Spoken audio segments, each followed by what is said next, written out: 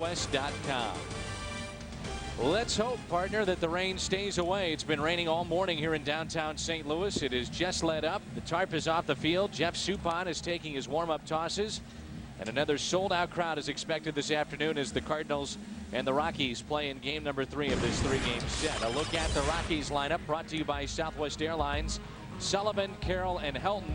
Helton has struggled in this series, a .336 career batting mark, highest among active players. Then Holiday's had a great series with 3 home runs. Pop, Barmes, Smith, Ardwayne, and Byung-Hyun Kim for the Rockies. The Advanced Auto Parts starter, Jeff Suppan, with a record of 3-2 for the Cardinals, and he has pitched very well, Al, as of late. Yeah, he's been pitching well. He's 3 wins shy of 100 for his career.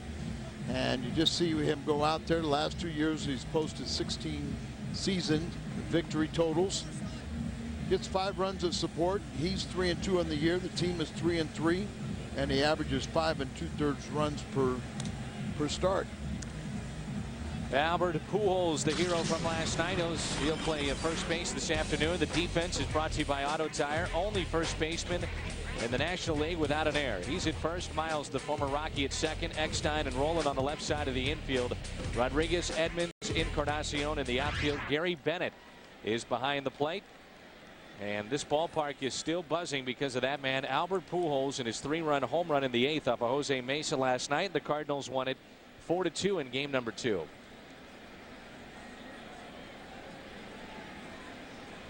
The lights are working, but we're going to have Joe West talk it over with Jeff Suppan as they wait to accommodate television, I'm sure. Jim Wolf is behind the plate. Joe West at first. Ed Rapuano is at second. Tony Randazzo is the third base umpire. Last night we had the bank of lights down the right field line and first base line were out. And now we have a brief little stoppage at the start of play here today. What's going on out there? I think it's something about visiting TV and a TV camera in the visitors dugout that Joe West was taking exception to. Let's go play baseball and get in. Make this an official game. Here's Corey Sullivan. And he looks at a ball outside. First pitch at 12-12 here in St. Louis. Sullivan is hitting .299. 1 home run, 6 RBIs on the year. That one's in there for a strike. 1 ball, 1 strike. Jeff Suppan is coming off a win at Florida. As he pitched into the ninth, Tony La Russa gave him every chance to try to complete that game. And the Cardinals would win it by the score of 7-2. He went 8 1/3. It's 64 degrees, our game time temperature. The other starters, Jason Marquis, Chris Carpenter, Mark Mulder watching the starter today. And there's Sidney Ponson, and that's Jeff Suppan on the mound for the Cardinals. When you're on the disabled list, you got to get a half step away. That's what it is, huh? Yeah. Good start for Suppan with a strikeout. Well, it really is a good start because Sullivan had been 4 for 4 off of Jeff, but he's having a tough series, only 1 for 10 now. And anytime you get that first man out, you feel relieved. When you get it with a strikeout, it's even better. Brings in the batter, Jamie Carroll. There's the line. 119 pitches in that start. Last time out for Suppan down in South Florida against the Marlins. Jamie Carroll is hitting .328 on the year.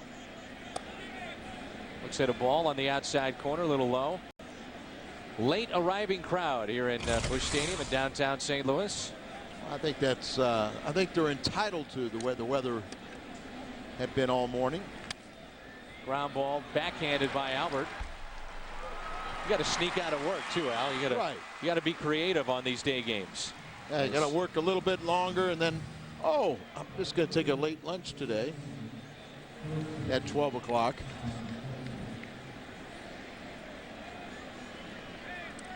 It brings in Todd Helton, who's been quiet in this series. And Helton has hit a lot of fly ball outs.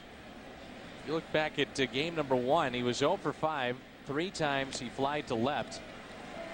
Last night he flied to left, popped out to second. He struck out to end the game. He struck out twice in the game. And he also walked the only time he's been on base in this series. 4 for 20 since coming back off the disabled list with that illness.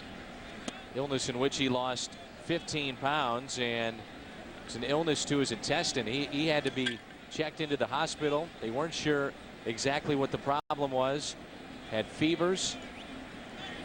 Couldn't keep anything down, and this one is hit out to left center. Rodriguez coming on. He's going to make the play. Good start for Jeff Suppan. A 1-2-3 first.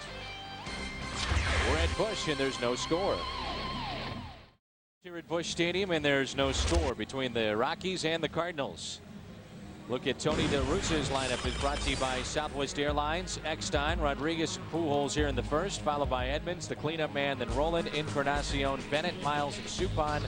37 games for Albert against the Rockies, and he's put up impressive numbers. Byung-Hyun Kim, he's 1-0 on the season. Opponents hitting .231. Now, when he was a closer in Arizona, at times he could be dominant. He's trying to regain that form, and now he's a starter with the Rockies. And when he originally came over to play in the United States, he felt that he was best suited to be a starter, and now he gets his wish. He spent most of April on the disabled list. This is only his third start, and you can see he's had 2 starts of 9 strikeout batters in each, with only 2 walks, so 18-2 strikeout to ball ratio. They say his slider is back, like it was when he was a closer, and the Cardinal hitters are going to see a lot of fastballs early in the count, working much quicker, and then that late sweeping slider that has become a good strikeout pitch for him. And whatever it is, Dan, the Korean culture, it makes him feel that, you know, he is so much better. He's side armor, but you see that ball running right back in to the right-handed batter. But to him, it's like it's all about starting. It's almost a symbol of disgrace to be a lowly closer. Remember when he first came to the big leagues and how hard he was throwing from this position too? He was mid-90s, high 90s with that nasty slider, and the ball, because of where he delivers it, elevates. It's on the rise sometimes as it gets to the plate. Eckstein pulls it foul, and David is the only Cardinal to start every game this season.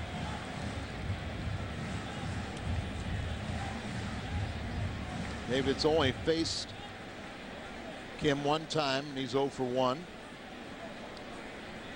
Here's a 1-2 pitch. Fights it off again. Good battle going on here. Not all of them have been strikes, but a lot of people felt it took a long time for Kim to shake off what happened in the World Series against the Yankees too.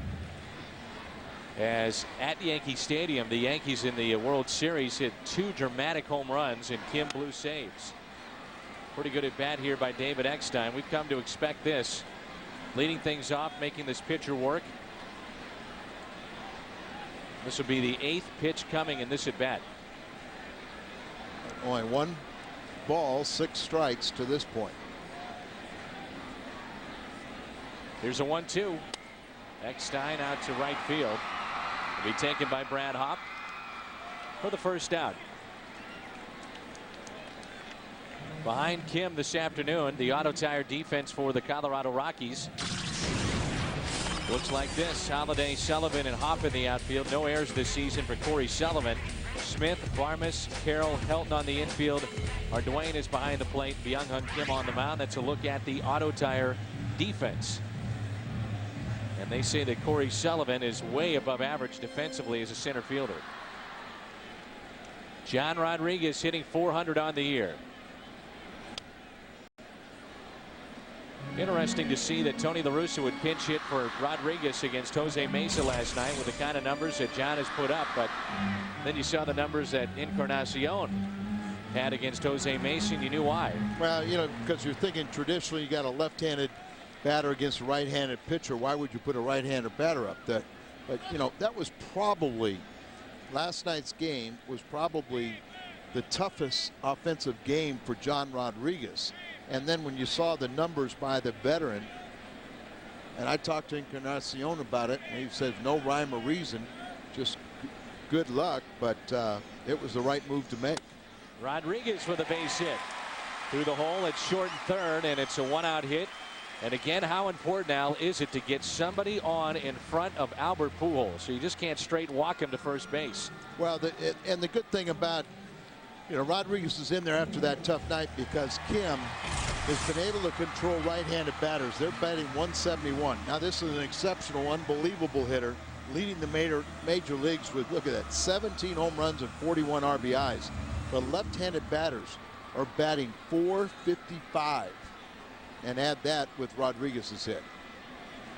Albert Pujols, a dramatic home run last night, and he looks at a strike to start this ball game for him offensively. No score here in the bottom of the first. Runners on. He's hitting .385, 8 home runs, bases empty. He's got 9 jacks and a .267 batting average.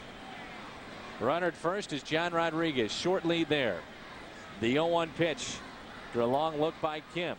On its way to Albert. Ooh, right on it, fouled it back. 94 miles an hour. The velocity is back for Kim too. Yes. Albert has seen Kim. Last year he split time minor leagues, Washington, and then had some success when he came over to Colorado. Pretty much bunch him in the outfield. Obviously they're deep.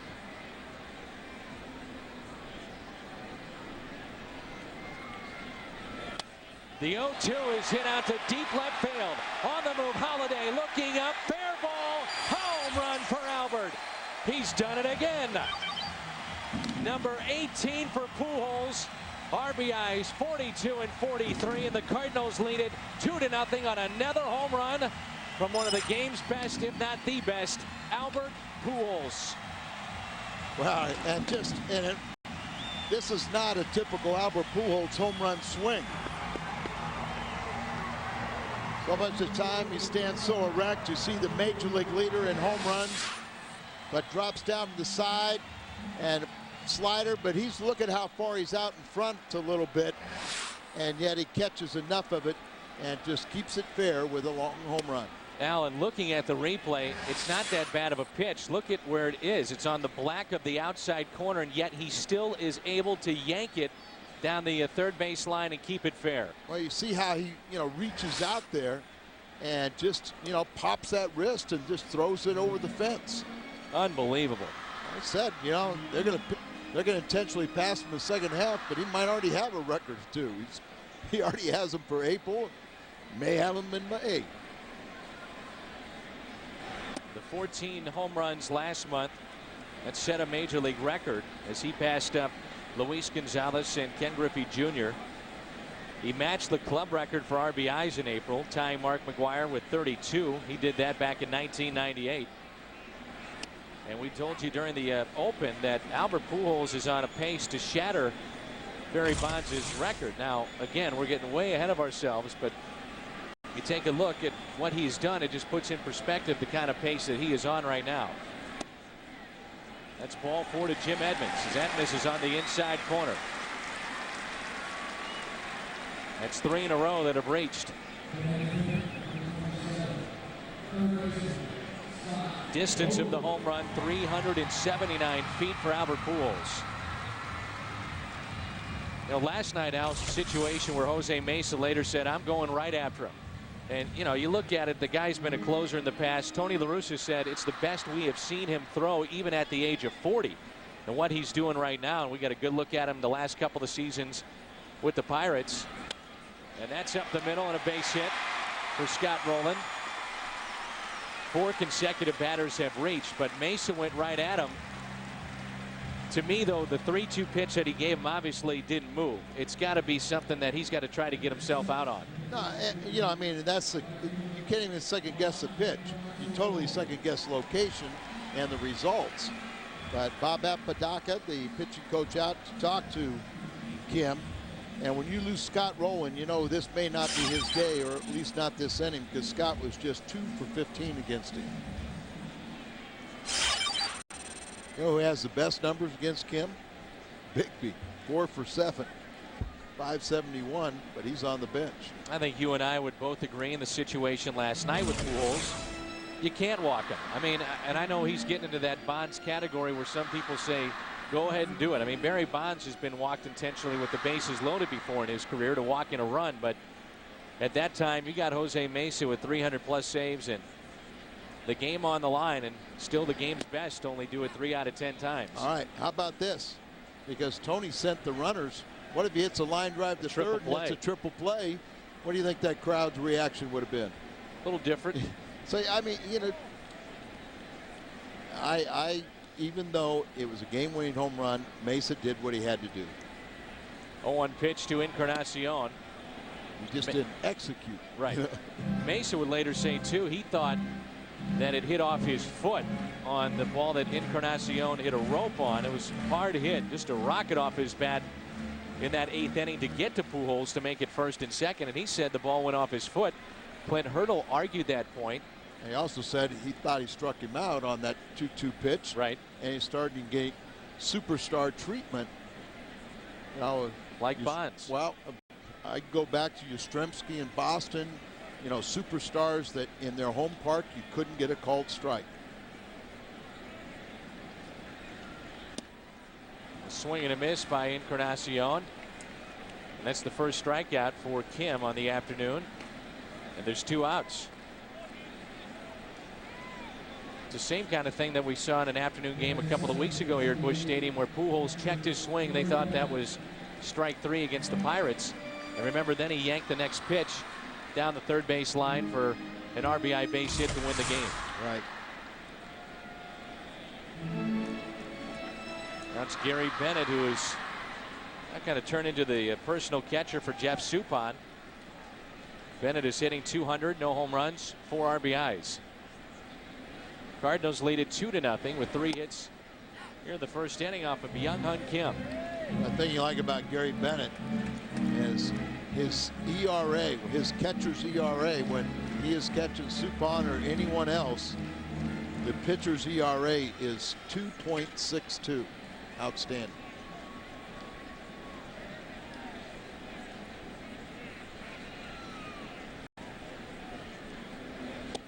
Well, since his rookie season, Al, to put it in perspective, how many home runs Pujols has hit, he came into play today second to Barry Bonds, who had 219 since Albert came into the league, and Albert had 218. Now it's 219 apiece. Simply amazing. And he's 1 away for tying Mark McGwire for 4th place in the Cardinals all-time homer list at 220.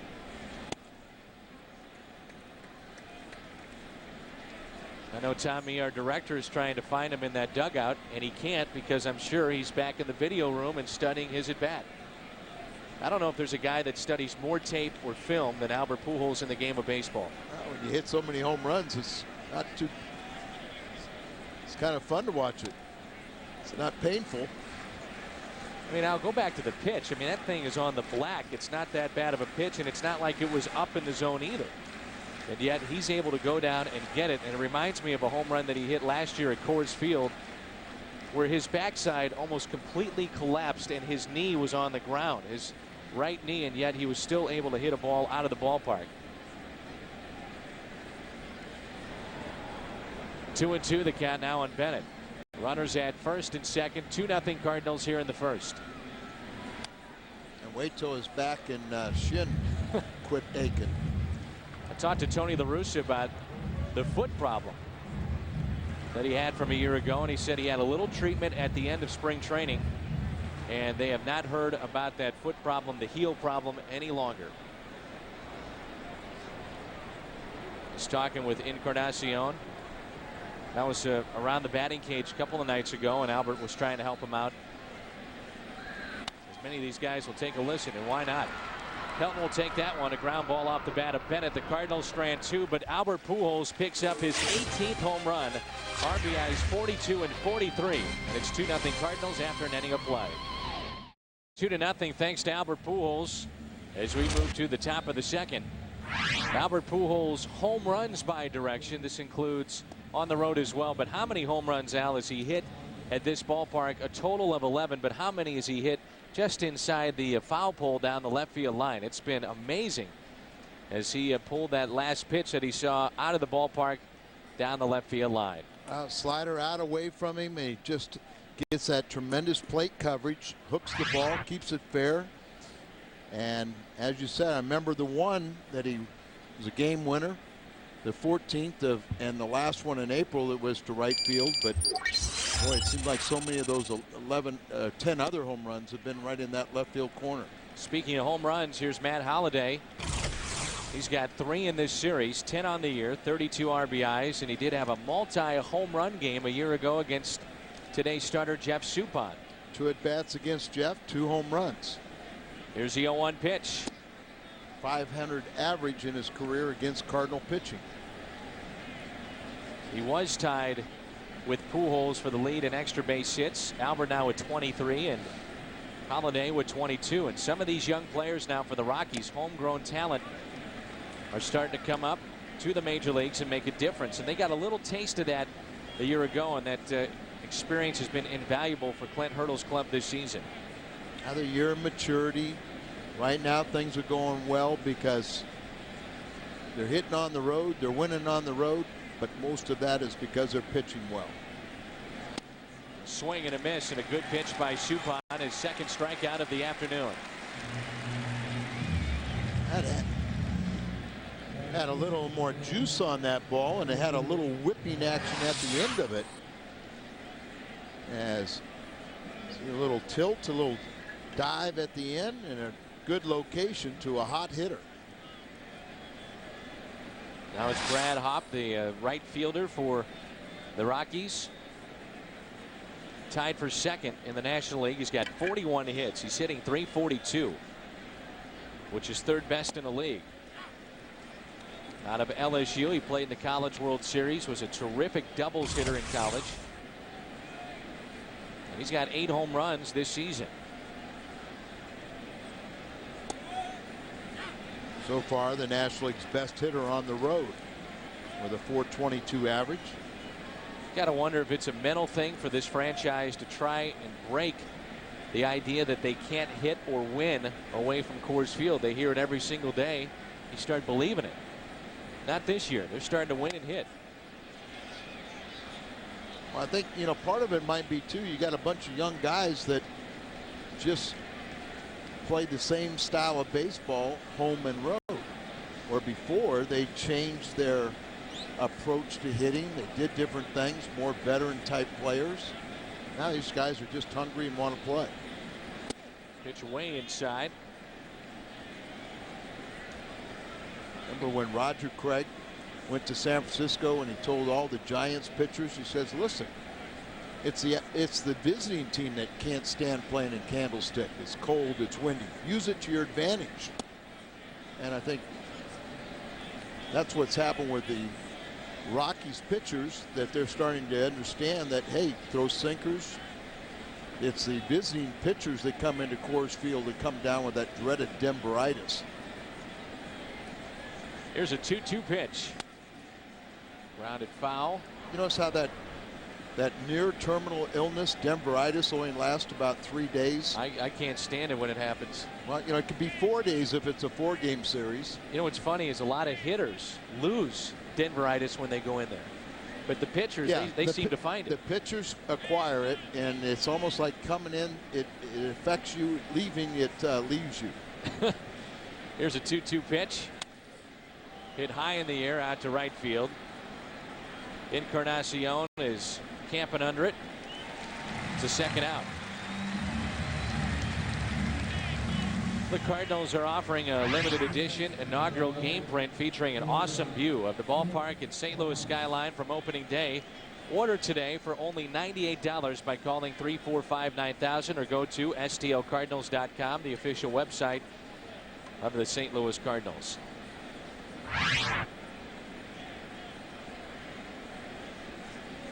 Clint Barmes is the hitter, the shortstop. Oh, day baseball this afternoon here from St. Louis and Busch Stadium. Remember when we played? Oh, we were good. These guys today, I think they're reminiscing some of the Sandlot days, having some fun out there. The 2-0 pitch. How do you think guys like Todd Helton, and even when Walker is up for consideration, will be looked at with their numbers when the Hall of Fame takes a look at those guys because of the factor of Coors Field? I think it's a legitimate question as to how you have to evaluate home runs and batting average at that ballpark? It is legitimate. It's a great question, but yet by the same token, you can't. Todd Helton, a guy that was drafted, came up through the organization. You can't penalize him for having to play there. That's out to deep left field. It is hooking. If it's fair, it's gone possibly. And it is a foul ball. Barmes almost picked up his third home run. Just how foul was it? Barely. We also had our breakfast today, our Phillies breakfast. We got a little bit of foul pole 101, didn't we? We sure did, as Mark Lamping was one of the guest speakers. The foul pole had to be changed. It would change for this series and obviously for the rest of the season and into next year and on and on and on. They were too big, and it was a problem for the fans out there as far as the sight lines. You mentioned an interesting point right there. If we can stop it, the camera, you can see in that lower area, there's Al with the telestrator. Nice work, Al, pointing out the netting at the bottom portion of that foul pole. A swing and a miss by Clint Barmes. Jeff Suppan with 3 strikeouts in the first 2 innings of play. Miles, Suppan, and Eckstein coming up. It's 2-0 Redbirds. Who's Raising the Bar? Brought to you by Singular Wireless. Just look it up. When was the Cardinals' last off day? The 15th, the 20th, May 1st, April 25th, or other. 42957 to text your answer. The Cardinals' last off day, and we'll have an off day tomorrow. Here is Aaron Miles as we continue this 9-game homestand for the Cardinals. Off day tomorrow. Welcome Arizona to town, then an off day on Monday, and the Mets will come to St. Louis. The much improved New York Mets. Popped up by Miles out to shallow left.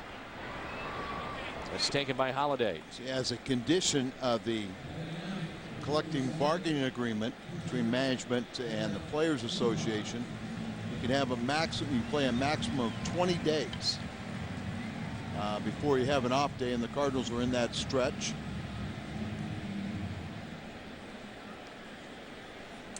The batter will be Jeff Suppan.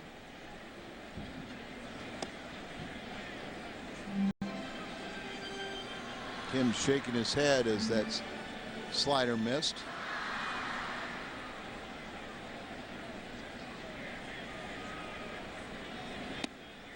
See Jeff Suppan with that red bat. Some players in Major League Baseball will be using a pink bat on Mother's Day, and that includes David Eckstein of the Cardinals. Promote awareness for breast cancer research, and the players that use that pink bat will sign those for auction and try to raise some more money. Edmonds and Eckstein with the Cardinals. Good. And benefit Susan B. Coleman. A foundation that has raised millions of dollars for breast cancer research. 2 away, first 2 down against Byung-Hun Kim. Back to David Eckstein in the top of the order for St. Louis.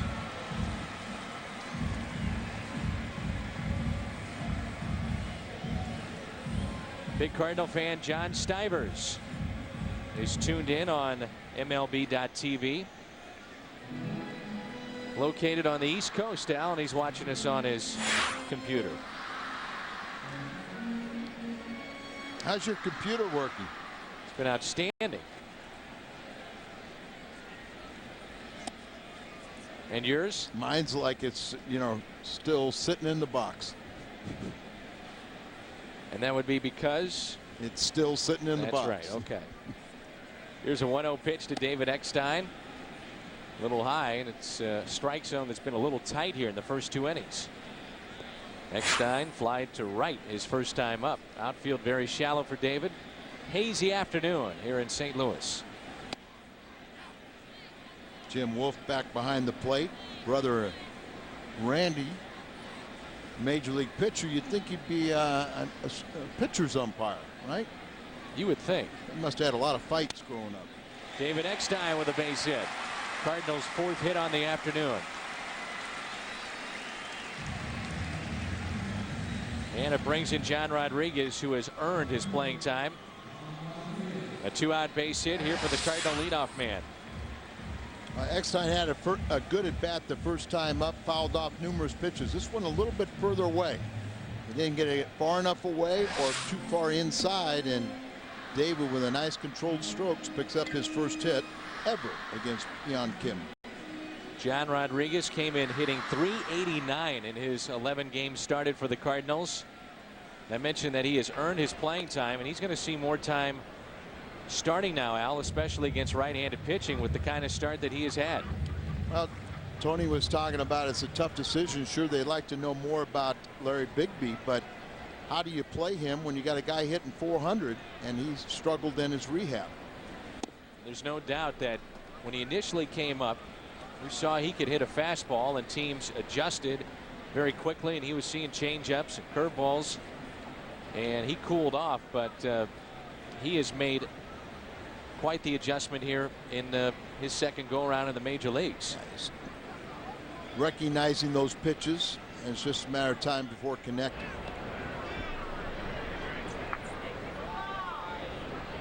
Remember, left-handers, when you got a side armor, they get to see that release point. It's right out there. There's no body parts to hide the ball, so they get a good look at it, and they usually hit side arms very well. Had a good rip at that one. 0-2 the count on John Rodriguez. He's starting left field this afternoon.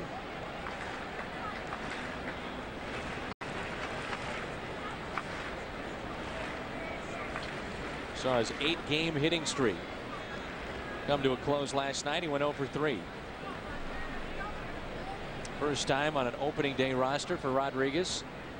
8+ seasons in the minor leagues. There goes the runner, and John just gets a piece to stay alive. A lot of times you get a side armor, they're slow to the plate, so they're vulnerable to the steal.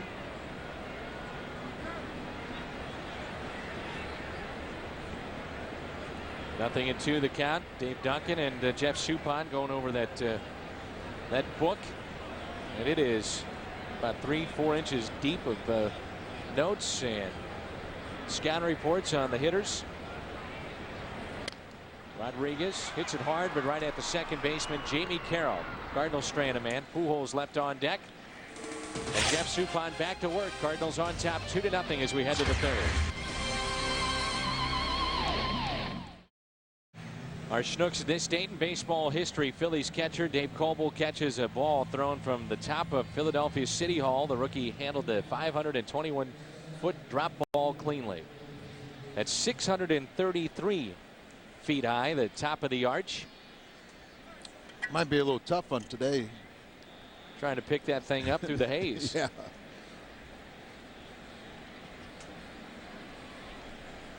Jason Smith will lead it off against Jeff Suppan.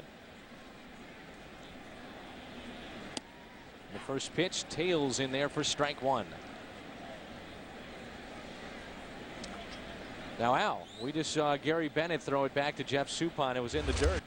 Better get a new baseball. No, that's by design. Scuffed up a little bit. Watch this ball sink. See? Well, that really sunk. I don't think a lot of today's pitchers would know how to deface a baseball and use it to their benefit. We'll get Don Sutton to give you a crash course. Here's an 0-2 pitch to Jason Smith.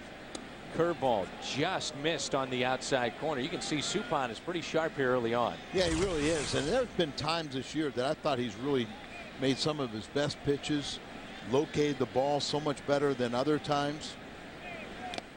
Swing and a miss at strikeout number 4 already for Suppan.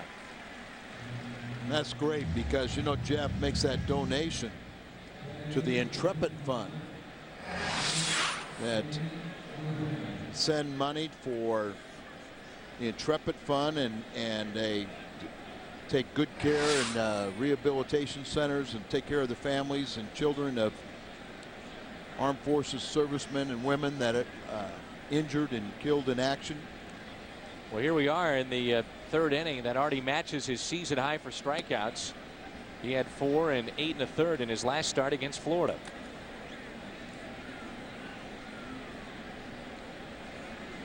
Dwan here, the catcher, staying in the lineup just because he's getting his pitchers to work fast and speeding up their tempo, but really struggling offensively. Only hitting 183 on the year. No home runs, 2 RBIs. We were hoping to get this game started on time, and we did. It was raining pretty hard this morning here in St. Louis. Curveball misses up and in. 2 balls and a strike, and there's a haze that is settled over the playing surface here at Busch. I don't know if it's a mist, but it just looks like it's not far from it. Here's a 2-1 pitch. Just missed on the outside corner.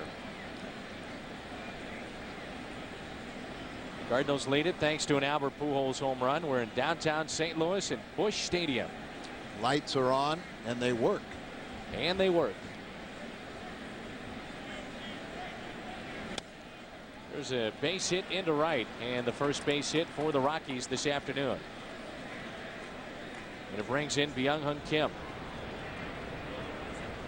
First 20,000 women 16 and over with a paid admission receive a Tab Energy Deerberg's Canvas tote bag. Compliments of Coca-Cola. That's the official soft drink of the Cardinals and Deerberg's. For more information, check it out online at STLCardinals.com and click on the Prime C Club. 1 out base hit for Ardwayne, and it brings in Byung-Hun Kim. Scott Rowland in on the grass at third, anticipating the bunt. The Coke Pavilion out there in center field, just above the batter's eye. Every time I walk around this ballpark, I pick up something new, and that's one area I haven't been out to. Looking forward to it. Out in right field there. I haven't been out in the outfield either. Went out to left field corner, but not beyond.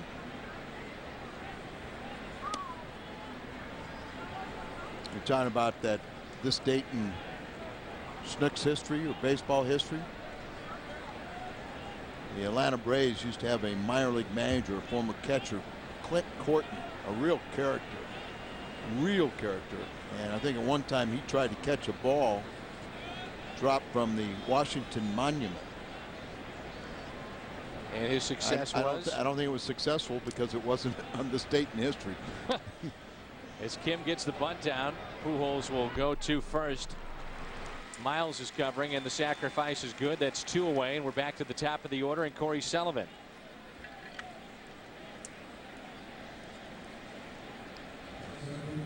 Sullivan struck out to start the game. Suppan got off to a little bit of a rough start this season. He went 5 innings at Chicago, and he took a loss, then a no decision, and only in 6 innings against Milwaukee. He lasted just 2 against Pittsburgh. One of the most lopsided losses of the year for the Cardinals. But then since then, he's been very good. 7 innings against the Pirates, 6 innings, and a 9-2 win against Washington. And he pitched into the 9th in his last start against the Marlins. Well, if you remember in that Pittsburgh start, he had 0. And what was, he could still get people out if he could throw it on the corners, but everything was right down the middle. Really slicing down the left field line and out of play. Really struggled in that ball game, but since that time he's got, inside, outside, changing speeds. He knows how to pitch. But knowing how to pitch, and every now and then you'll get one of those flat days where you just can't locate. But it appears he's off to a pretty good start of locating his pitches today. And how about the job he has done since signing as a free agent? Back-to-back years with 16 wins. And who could forget back in 04 when he matched up with Roger Clemens in Game 7 of the National League Championship Series and won that game. I mean, he has been as valuable as anybody in this rotation for the Cardinals. Sometimes you see him, the better the opponent, pitching opponent, the better he, gets revved up and gets ready for the start.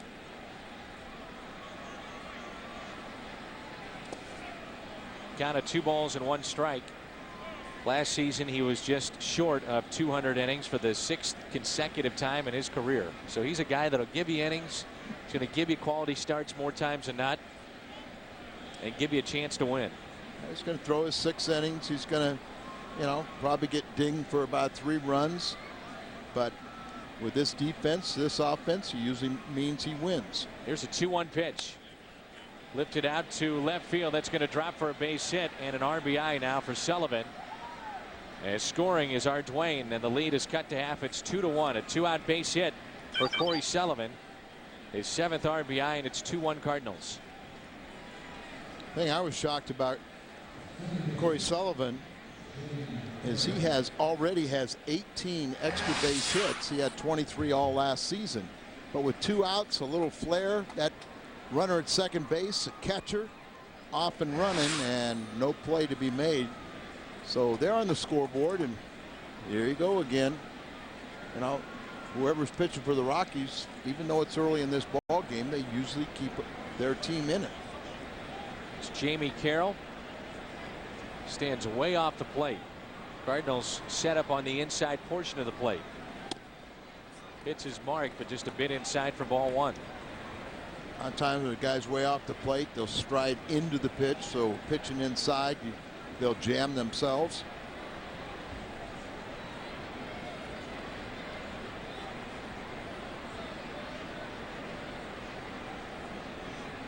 One ball, no strikes on Jamie Carroll. He grounded Albert Pujols his first time up.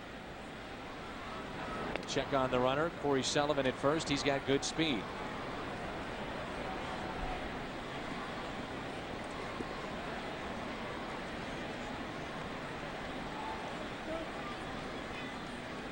The haze over the field here at Busch, and the game last night began in twilight with a little bit of artificial light, but we thought we may have a delay as we couldn't get the lights on, but problem solved, no problem. Encarnacion puts it away. Suppan allows his first run of the afternoon. An RBI base hit by Corey Sullivan. Pujols leads it off when we come back. That man on the right of your screen, one of his favorites in the game of baseball, former Cardinal, former Oakland A, Mike Gallego, who's the third base coach and infield coach for the Colorado Rockies. Another one of Tony's favorites is Walt Weiss, who dresses out for home games for the Colorado Rockies as a special instructor. And let's see if Albert Pujols will see anything to hit in this at bat. Mike Gallego, he finished up with his playing career here in St. Louis in '96 and '97. Not to take anything away from Gallego and Weiss and all the other outstanding players that Tony's had, but when it's all said and done, this guy may be his favorite of all time. Albert Pujols, 2 balls and no strikes. It was 2 or 3 years ago, Tony stunned the world, calling Albert Pujols at that time the best player he ever managed. Was that an early prediction? Yeah. Think about some of the talent that La Russa has been around, from Jose Canseco and Ricky Henderson, McGuire. Now to Albert Pujols. Well, Baines and you know, Carney, Lansford, guys that, you know, that I know that he has, you know, favorites. Eckersley. Sure. I mean, you can go right down the list, but and Albert was what, second or third year player when he made that statement. As Mark McGuire said to Tony La Russa, you have got to add this guy to our roster out of spring training before his first season. The 3-2. Pujols hits it hard down the right field line. It is a fair ball just inside the line, and it hops over the wall, and it's a ground rule double for Albert Pujols. That may have hit the chalk down there in right. I think it did, or very close to it. And if you're the Colorado, you go, he hits a home run to left. Now he hits one pitch down the right field line, right on the chalk line for an extra base hit. How do you defend him? And we've been watching him throughout his career, and we wonder the same thing. How do you defend him? Just a fraction of an inch inside and possibly a part on it. Al, that looked like, from the one camera angle that we had, the same pitch that he hit out. Yeah, I was thinking that when I saw it the same way. It was very similar, but one swing he hooked it, that swing he went with it. Edmonds lines it to the third baseman, Jason Smith. That was a funny little swing. He's trying to punch it through the left side. Remember, he did that the other night and picked up a base hit. You'd like, though, to see him take an aggressive cut and at least pull the ball and try to advance Albert Pujols to third.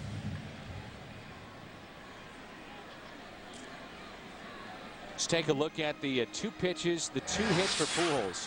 Here is the home run pitch, and see if it's close to the next pitch we're going to see. It's on the outside portion, and this is the double. Almost identical spots. Yeah, the home run was maybe slightly up a little bit, so a little more elevation, but he went with that pitch, probably thinking he wasn't going to get the same pitch away, and just punched it. Rolling out in front of the plate. Pujols nowhere to go. Back to the bag at second. And Scott Rowland is 1 for 2. So just like that, 2 quick outs, and it's up to Encarnacion, who struck out his first time up. Kim with 1 strikeout on the afternoon of Juan. Times when hitters will get good swings and make solid contact off of Kim, and there's going to be other times where the little swinging bunts like Rowland just made. Juan is hitting .232, 4 home runs, 12 RBIs. Pujols, the runner at second base in a 2-1 game. Encarnacion out to deep left field. Holiday back, track, wall, gone.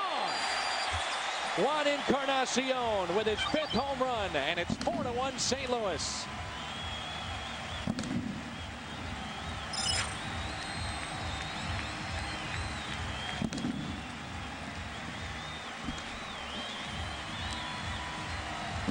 And a 2-out home run. Where I said that Bigby had good numbers. Well, he went with Encarnacion, who was 2 for 4, and now he's 3 for 6 by their first home run. Was Albert going to get stranded? Look at the cheerleader. He said, not today. You know what I think? You remember when we saw after the home run that Albert went down and we thought he was looking at the video? He probably was looking at his video. But remember when he came back, he talked to Encarnacion? I think he went up and watched the video of Encarnacion's first at bat. And Al, I was saying this before. 2 nights ago, I was behind the cage and watching batting practice, and he specifically pulled aside Juan, and they started talking about his weight shift inside the batter's box and what he thought he needed to work on. So maybe they're picking up something on Juan Encarnacion. And if you remember when he turned to the dugout after Juan's first at bat where he struck out, right, that's what he was mocking in the dugout there. He was talking about weight shift and swing and balance. Swing and a miss by Gary Bennett. He's 0 for 2, but it's been a pair of 2-run home runs today. One by Pujols, the other by the Cardinal right fielder Encarnacion, and it's 4-1. He is forward with Rico dependability. We're at Busch Stadium in St. Louis. The Cardinals have a lead of 4-1. Albert Pujols with a home run, his 18th. Juan Encarnacion, his 5th. Both 2-run shots, and it's 4-1 Redbirds. Encarnacion, that home run measured at 388 feet. Looking up the most home runs that Juan had in his major league career, 19. Not a huge RBI guy. He had 94 back in 03 with the Marlins, the year that they won the World Series. A season ago, 16 homers and 76 driven in. Quietly, he's started to pick it up. I think that's everybody. A veteran guy with a track record, as long as he's not hurt. And, he hasn't hit the end of the road. Seen a couple times last night and here today that Todd Helton just shaking his head after a couple of these swings and balls that he normally drives. Colorado played very well with him out of the lineup. Surprised a lot of people as they got off to a good start, and then Helton went down, and folks that follow the game of baseball said that's it for Colorado, but that wasn't the case, and he jumps on this pitch, hits it down the right field line, and foul. You know, one of the guys that filled in for him while he was injured was Eli Marrero, and Marrero hit a few home runs in that. He's homered in 4 of his 9 starts, and he last 7 starts have all been at first base, and he homered in 3 of those. He lined out to left his first time, and he pulls this one foul. Near the camera well next to the Cardinal dugout. 1 ball, 2 strikes, 4-1 Cardinals here in the top of the 4th. Sure. Major league pitchers are used to seeing Todd Helton just drive the ball, whether it's out of the ballpark or in the gaps. Just a terrific hitter. Here's a 1-2. It's a rope. That's Todd Helton like. You can hear him grunt up here. Over to get it, Encarnacion. Helton thinking 2. And in there with a double. Leadoff double for Todd Helton, and it brings in Matt Holliday.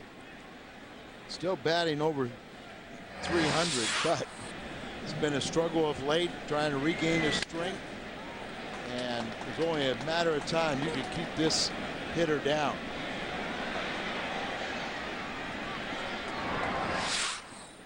Todd Helton and Albert Pujols, the 2nd fastest ever to 1,000 hits in their major league career.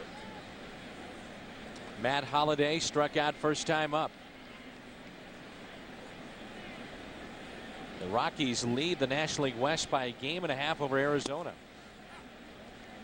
Rockies at 20-14. The Cardinals, they're finished with this ball game, could be in first place. With a win, they'd be tied with Cincinnati. They start the play today a half game back. The NL Central, Houston 2 games out. Houston has lost 5 straight. They were swept by the Rockies over the weekend. That ball gets away. Bennett can't get it in time, and Helton reads the play perfectly and winds up at third. How about Chicago? They are 1-9 in their last 10, and they have dropped 8 straight. They're 6.5 games out. Ball in the dirt, tries to smother it, gets away from him a little bit. He sees, but Helton had a good read and great jump. And he's trying to make up for lost time. He hadn't been on those bases, and he wants to make sure he touches them all. This is his first base hit of this series. 1 ball, 1 strike on Holliday. 3 home runs in the series. Broken bat and a single up the middle. Helton will score, and the lead is cut in half. It's 4-2. Holliday with his 33rd driven in. So a double to start this inning, then the single by Holliday, and it's 4-2 Cardinals. This month, baseball returns to Fox for another year of great moments from some of the game's biggest stars. Showdowns between the fiercest rivals, and incredible moments, as always, that turn players into legends. The Fox Saturday Baseball Game of the Week returns May 20th only on Fox. Here's Brad off. He flied to right his first time up.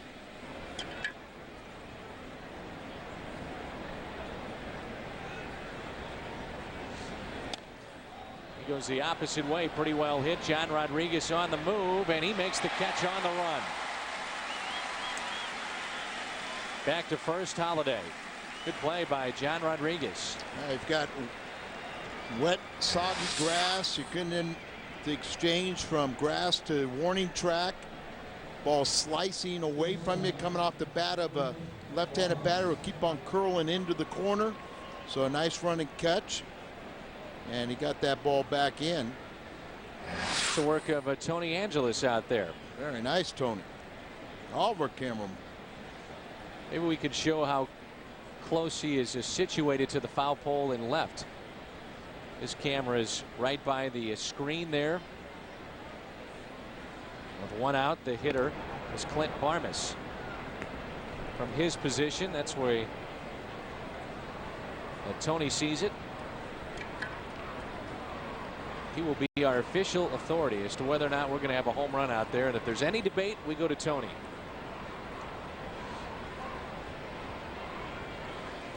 Suppan would love a double play here with 1 out here in the top of the 4th, and the Cardinals leading 4-2. I think we ought to wire him up to the foul pole, and so he could electronically know if it touches that net, we could get a little shock through his system. That's really nice, Al. I'm volunteering Tony's body to science. Always thinking about the Bud Productions crew. How about a Hungo Award if he'd put himself out on the line, so to speak, physically? I think he could win one, but I might put a condition or two on. Tony, do you really want a hungo? Better nod your head. You're shaking no, Al. Okay, that condition got a little tougher. 2 balls and no strikes. You know, Al, all these weeks we give away that coveted Hungo Award, and you have never, ever given it to somebody in our crew outside of myself. Of yourself. You were the very first award Right. winner. I even remember why. This one is popped up. And Eckstein has got it. Joe Mazzola may be a candidate. Well, you're really nice to these cameramen. You're going to ask Joe to go up on the lights and shoot from up there. Yeah, but he wants to.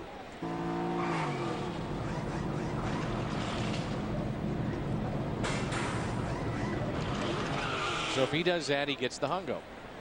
Automatic. It's got to go to the top level. Just to make it easy. Well,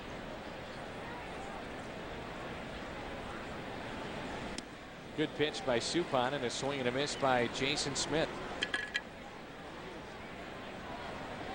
That one at 72 miles an hour. pulled the string. Look at very little rotation.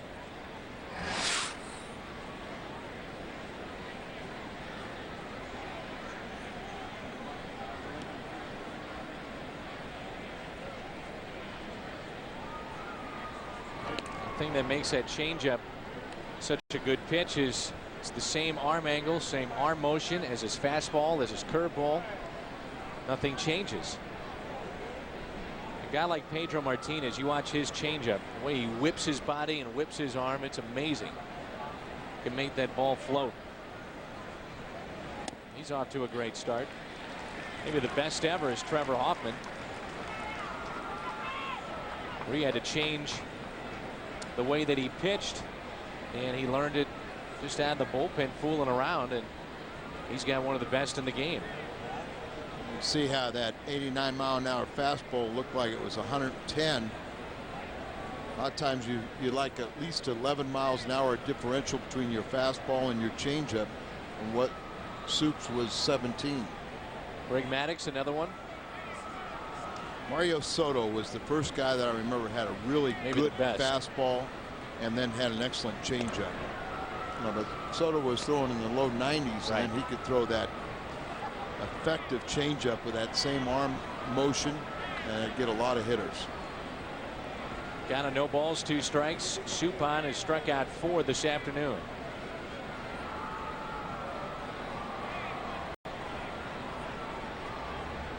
The 0-2 pitch. Swing and a miss on a curveball. Bennett's got to pounce on it. Guns to first, safe. Took him a while to get there. Then he looked to almost hesitate. So a strikeout, but yet Jason Smith winds up at first base. He was hustling out of the box right away. Well, you'll never embarrass yourself if you hustle. And it goes out there, and then Bennett there, see, it took a little time, and he was hustling all the way and just beats the throw. So it's his 5th strikeout, but the inning is extended. You know, the ball game yesterday, Al, the fact that Chris Carpenter struggled with his command with 6 walks, and the defense let him down a couple of times behind him, but the good ones and the great ones find a way, and he found a way just to gut through that game. And gave up 2 runs, but only 1 was earned. He only allowed 4 hits too. Yeah, gave about 5 outs in that 1 inning where they scored the unearned run, or his defense did. So strikeout and a wild pitch. Now it's Arduin, who singled and scored back in the 3rd. Runners at first and second for the Rockies. 4-2 Cardinals here in the top of the 4th. And not to be overlooked was the first career win for Adam Wainwright last night, as he again was spectacular out of the Cardinal bullpen. A scoreless 8th, and then a real impressive night from Jason Isringhausen. And he picked up the save.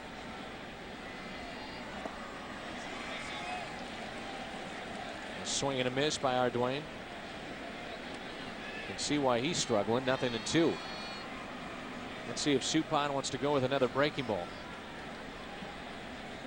You know, one of the strengths of Dave Duncan is he can very quiet, but people listen to what he says, and then he can really formulate a game plan, help pitchers understand what the weaknesses are of hitters, how to incorporate your strengths against a hitter's weakness, and then it's up to the pitcher to execute the game plan. Here's an 0-2 pitch. Trying to sneak a fastball by him.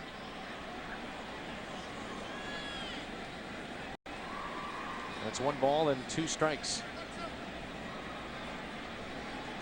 Umpire was looking up at our scoreboard where a couple of times today it's been messed up with the count, but it's right now. 1 ball and 2 strikes.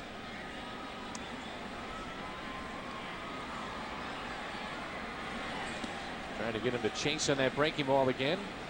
And it's 2-2. Cardinals will have Miles, Suppan, and Eckstein coming up in their half of the 4th. Bennett's thinking, please get us out of here.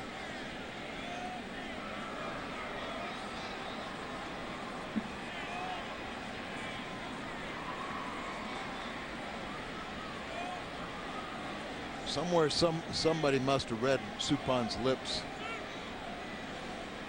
because he puts that glove up there more than anybody. Well, they know TV cameras are on them. You see it in football all the time with the offensive coordinators calling plays, holding up their play sheet to their mouth. Here's a 2-2 pitch from Jeff Suppan. This is inside. Now, there might not be better than Jim Edmonds at picking up pitches from the dugout. You know, the guy that really goes to him a lot is Jason Isringhausen. If he feels he may be tipping pitches, he'll go to Jim Edmonds and ask him. A full count. Runners at first and second with 2 outs, and they'll be off with this pitch. A swing and a miss. Strikeout number 6 on the afternoon for Jeff Suppan. John Rodriguez, a good catch on left. Off the bat of Hop. And it's 4-2 St. Louis midway through the 4th. Dig in. 4-2 Cardinals in the bottom half of the 4th. We turn to the Hardys' hot pitch of the game. 6 strikeout, a good breaking ball, and that looked like 12-6. Started out about belt high and then falls straight down. And here is Miles, number 8 man in the lineup today for Tony La Russa, and our pregame show guest, as we did it from the batting cages. It's raining outside, so we did the interview in those batting cages. Miles sticks it out to center for a base hit. I want to thank our cameraman Joe Mazzola, who is pulled out about 1,000 different directions prior to the game for interviews with myself or Mike or Joel or Jim, Al, and he finds a way to get it all done. So good job, Joel. Joe Mazzola, and we appreciate it. Choked up there, and just kind of a nice little controlled swing, just throwing the ball over the infield. There's Suppan. Let's see what the Cardinals want to do here. He squares and looks at a strike. Talking about Joe Mazzola, you thought I was being cruel about telling him to go up there. He wants to do it. He wants to do it because he says he's filming right now some type of a documentary for the Discovery Channel. He wants to go all the way to the top, have a bridge down in Mississippi, and he's doing camera work from 450 feet up in the air, walking girders. The bunt is down by Suppan. Miles to second. Sacrifice is good. He did say that he wanted to be tied, though, Al. He didn't want to just go up there with his camera without being tied down. No, he said they make him use a safety harness. I'm saying here, though. He said, I'd like to use a harness here. I'm sure you'll accommodate. I'll take care of that. So Miles is in scoring position for David Eckstein. Eckstein is 1 for 2 on the afternoon. You see the Cardinals in-game box score at the top of your screen in our Fox box. Gives you an idea what this lineup has done today. Pujols 2 for 2 with a 2-run homer and a double. Encarnacion with a 2-run shot as well. It's 4-2 Cardinals. They've had 7 hits against Byung-Hyun Kim. The fastball is in there for a strike. When Kim first came to the major leagues, he was almost unhittable.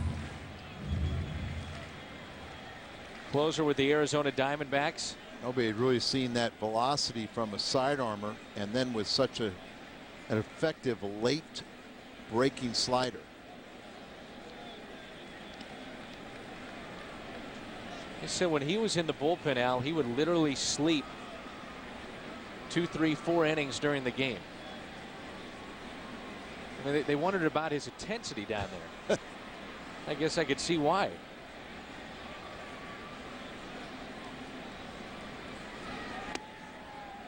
Two balls and a strike. Of course, everything down in that bullpen, as you well know, Al, is on the up and up. Nothing goes down there but just intelligent baseball talk. They're into every pitch down there. Here comes a 2-1. Eckstein with a base hit left side. Miles will be held up at third. He had to wait to make sure that was going to get through the infield, and it's an RBI opportunity now for John Rodriguez. See Miles out there. Ball's hit in front of him, so he's got to hold until he saw that it was going to go through. Barmes would not be able to dive and catch it, but there's no way he could score on that ball. Rodriguez singled and scored on the home run by Pujols back in the first, and he's also grounded out to second. Saw Oquendo telling Miles all the different scenarios where balls hit right out in front of the plate, how to react, what to do, whether going on contact, whether you're making the ball go through. Well, you've got a runner at first, another at third, but you've got Pujols on deck. So if you wanted to try to do some stealing, this is probably not the time to do it with that man on deck.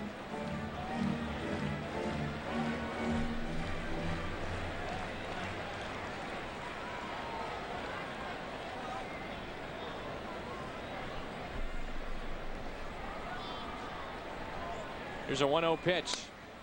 Rodriguez hits it foul. Pujols, I've noticed here at the new ballpark where he stands on deck, a little bit different to where he was at the old ballpark. Old ballpark, to me, Al, he was more towards the plate, behind home plate. Here he is not. Yeah, he would almost try to get the line up behind the batter, so to speak, so he could kind of time the pitcher. Here comes a 1-1 pitch. Rodriguez gets a piece.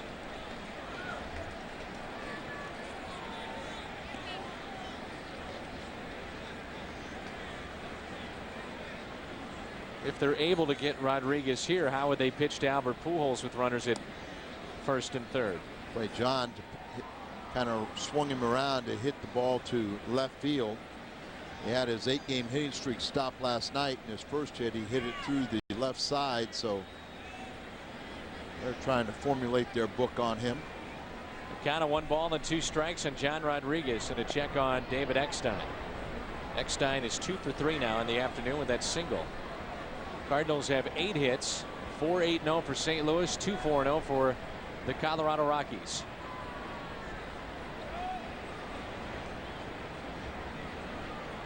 Rodriguez hitting over 400, still looking for that first home run. The 1-2 pitch. John reaches for it, hits it out to right, and a sliding catch is made. Miles is tagging up. The throw in, not in time, and a run scores in an RBI for John Rodriguez. His 5th on the year, and it's 5-2 Cardinals. Good base running there by Miles. Yeah, you've seen a lot of third base guys sitting on third base that get trapped halfway, and Miles had to read that one perfectly. Let's watch him. So he goes right back to the bag, and Hop has showed that he's a good defensive outfielder, but he's like more than 300 feet away, and that's usually all it takes for a sacrifice fly. And now they've got to deal with Albert Pujols. 5-2 Cardinals with 2 outs here in the bottom of the 4th. Pujols has homered here today and also doubled and scored on the home run by Encarnacion. First pitch inside to Albert Pujols as they set up on the outside portion of the plate, and he'll lose a mistake very quickly. Kim seeing a home run and a double by pitches in on the outer half of the plate. Maybe try a new location, but he's signaling away again. 1-0 pitch to Pujols inside, and again Cardinals did not start Eckstein at first, and it sets up a situation where you have that runner there occupying the bag, and more times than not they'll go after Pujols. Sometimes on a play like the sacrifice fly, you know, McKay will tell that runner at first to get caught in a rundown just to guarantee the run will score. The 2-0 pitch. Oh, Albert had a rip. You know, the other thing that stands out too, with Pujols, right, is that that throw came through all the way to the plate. Eckstein did not advance to second. Right. He stays at first on that play. There, even got away from the catcher a little bit, trying to guarantee that Albert's going to get a chance to swing the bat. And he swung on that last pitch. He just came up with part of the ball. 2-2 the count on Albert Pujols. Just joining us, Pujols had a home run down the left field line, a 2-run shot in the first, and he led off the third, the bottom half, with a double down the right field line.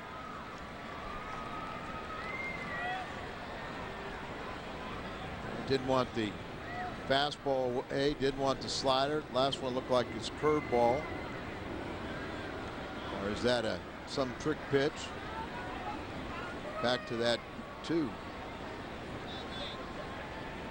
Long look by Kim, the 2-2. Pujols strikes out. So Kim finally gets him. Pujols slams his bat. We head to the 5th. The Cardinals add to their lead. It's 5-2. And Jeff Suppan is finishing his warm-up tosses. Cardinals on top. We'll tune in tomorrow as Mike Shannon discusses in only the way that he can the current Cardinals, his time with Jack Buck, the status of baseball today, and a whole lot more. It's In My Own Words tomorrow night on FSN. 5-2 Cardinals. So Mike Shannon on In My Own Words tomorrow night. It'll be Kim, Sullivan, and Carroll. Kim sacrificed his first time up. He's swinging away and pops it up.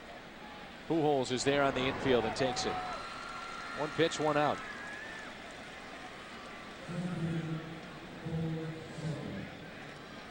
Byung-Hyun Kim never dropped his bat running down that first base line. Got great work ethic. So you're up running out, carry your bat. Why make a bat boy do something you can do yourself? Just don't see that every day. He's still got the bat in his hands too, going down the dugout steps. Yep. Top of the order for the Rockies. Here's Sullivan. Got a 2-out base hit back in the 3rd. He's also struck out 1 for 2 with that RBI. You know, he has 32 strikeouts already. I saw that. For a leadoff man, that's too many. Just to give you an example, Pujols struck out today. Now he has 10. He's got 31 walks, Pujols.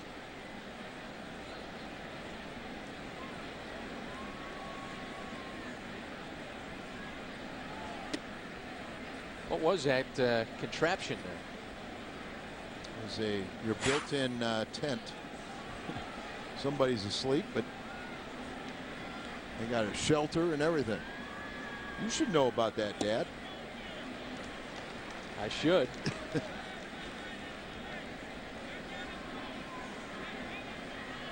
toy on the attached to it. It's pretty cool. Yep.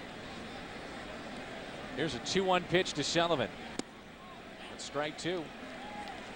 Get the feeling that these Rockies have a chance to hang around, even if they do falter a little bit, Al, but just because of the division that they play in.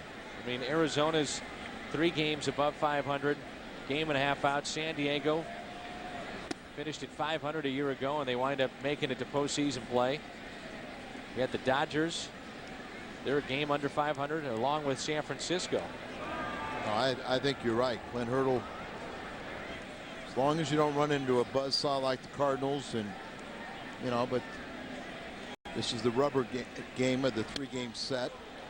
Out to right center field. Edmonds thought about diving for it, gets past him, and it's to the wall. Sullivan around second base, on his way to third, and it's a 1-out triple for Corey Sullivan.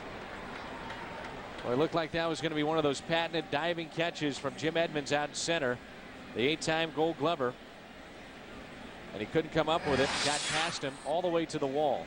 Well, I think Jim made the right decision not to dive, because it's a triple as it is. If he would have dove for it, there's no protection, and the way Corey Sullivan runs, he might have been an inside the park home run. But I think that grass is so wet out there, and the relatively new sod is taking shape and holds very well, but it just didn't seem like he had good traction and made up a lot of ground when he went after the ball. 1-out triple by Sullivan. Now Carroll. I mentioned before that Jamie Carroll was 3rd best in sacrifice bunts over the last 3 years. Omar Vizquel the best. So you got to think squeeze play when he's at the plate. It's only 2 for 12 on the young season with runners in scoring position. No balls and a strike. Line drive down the right field line, and it's now 5-3. That's a base hit. Carroll is thinking 2 over to get it. Juan Encarnacion. It's a triple, now a double, and the lead is cut to 2 runs. 5-3 in favor of St. Louis. This is another reason why you think they're going to hang around, is because they got a lot of offensive players that play at a high degree of energy. They believe in themselves, and that'll get the activity in the bullpen. Just over 70 pitches thrown for Suppan so far. He's at 74. Todd Helton, the hitter. He doubled his first base hit in this series last time up, and he also lined out to left. Josh Hancock warming up in the Cardinals pen. There you see him.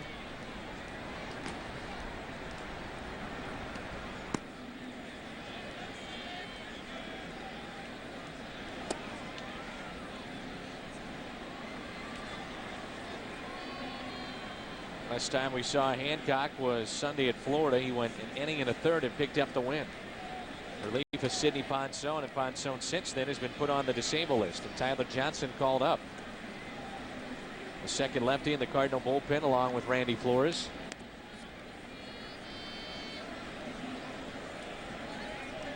Suppan has struck out a season high 6 this afternoon. He's allowed 6 hits and 3 runs. 1 swing of the bat in this game is tied. Helton a healthy rip at that one.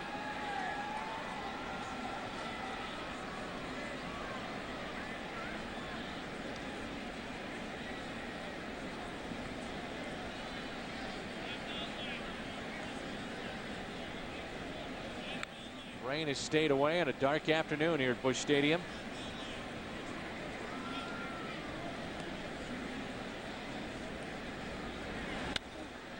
Way out in front. And strike 2. Todd Helton, the former quarterback at college at Tennessee. Matt Holliday on deck. He's 1 for 2.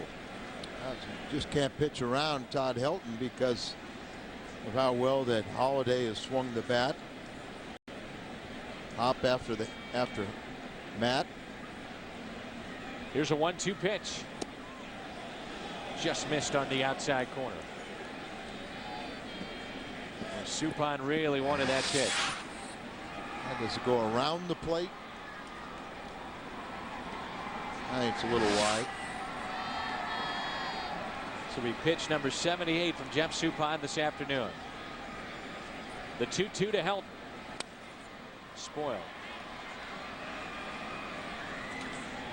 So Helton had lost 15 pounds That illness in which he was checked into the hospital. Scott Rowland lost 10 during his sickness.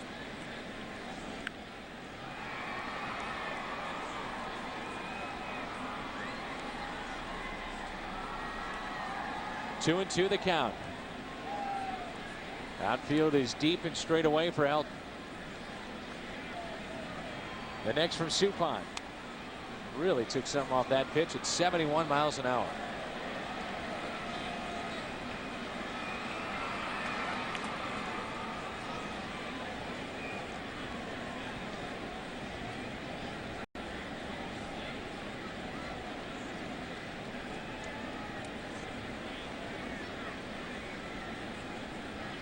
What does Suppan want to get here?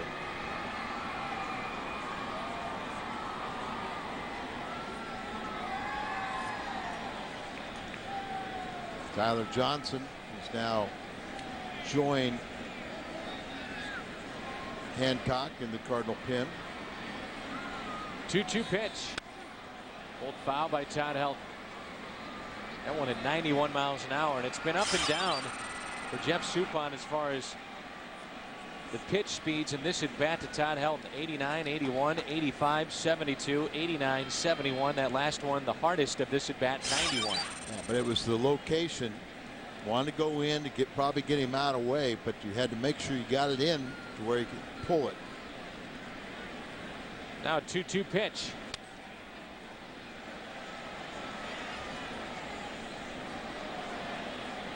Todd Helton, one of the toughest outs in the game of baseball. Went back inside again, but not a fastball. Looked like maybe a cutter or something. Of course, he struck out to end the game last night. Jason Isringhausen now was as sharp as we have seen him this year. I mentioned something to Jason about his performance. He said it's better, getting better. He struck out the side. Can't get much better. Well, you don't get too high, you don't get too low.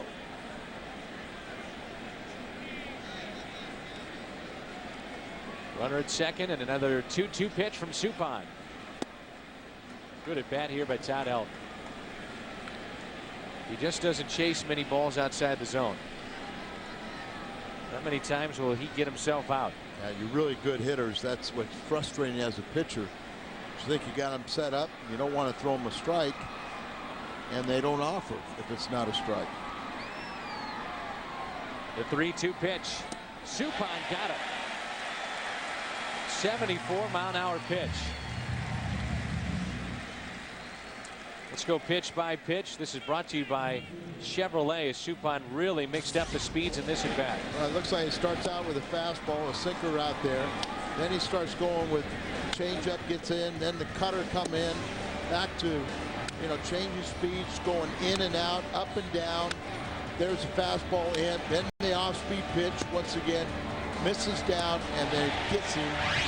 But I mean, almost every pitch of that sequence still vary. Even if you threw fastballs, they were different speeds in the fastballs. Holiday out to right field on the move. Encarnacion near the line. He makes the play and flies into the stands. Great catch by Juan Encarnacion.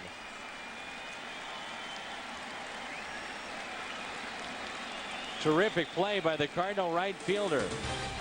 And he finished up in the front row. 5-3 St. Louis. What's on Tap brought to you by Bud Light. Diamondbacks and Cardinals Friday at 6:30 here on FSN Midwest. Mark Mulder 3-1 against Claudio Vargas. He's 4-1 for the Diamondbacks. As this homestand continues for the Cardinals, Edmonds looks at a strike at the knees. It's a good test for the Cardinals early on in the season to see Colorado, team that is leading the West, and then you've got Arizona right in the thick of things. Edmonds with a base hit to the opposite way, and we'll finish up with the Mets. Some believe to have the best team in the National League. Jim with that base hit, his first of the day. Second time reaching base. He walked the first time up. Has extended his hitting streak to 7 games. And here's Scott Rowland, hitting .318, 3 home runs, 13 RBIs, 1 for 2 with a single back in the first. Hitting .350 since his return from illness. Missed 9 games due to that illness. David Cortez, a right-hander, warming up for the Rockies.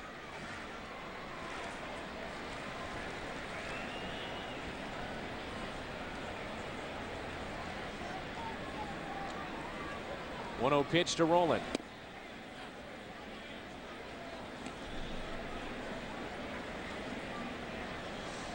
Sometimes you get sick and not feeling 100%. You know you're not 100%. You just kind of slow everything down and relax, and good things happen. Now you go back to 0-2 with Arizona, and Byung-Hyun Kim had 36 saves that season. 36.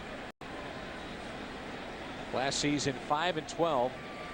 An ERA near 5 as a starter for the Rockies. See if they want to start the runner here. 2 balls and a strike. Edmonds is not running, and the pitch is drilled out to right center field. But Sullivan there will make the catch. Edmonds back to first base.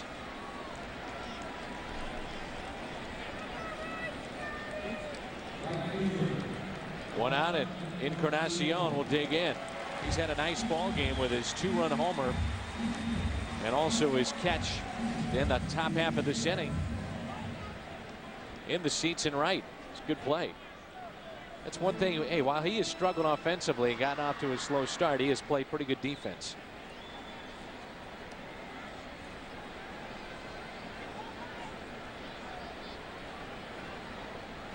Long look by Kim. The pitch to Encarnacion is a strike.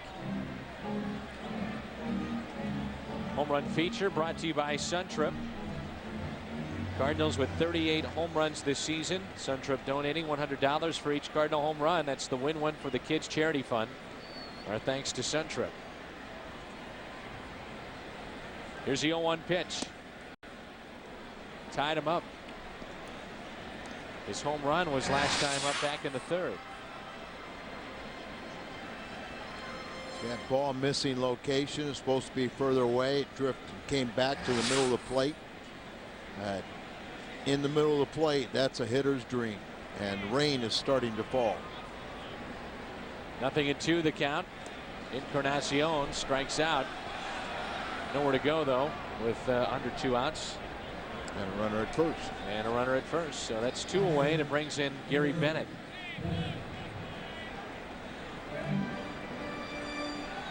Fourth strikeout on the afternoon for Byung-Hyun Kim. Bennett is 0 for 2. He struck out, grounded out, hitting 185. Well, both these teams have had activity in their bullpens, but have not gone to the bullpen yet. There was some forecasts of heavy rains to come in later in the afternoon.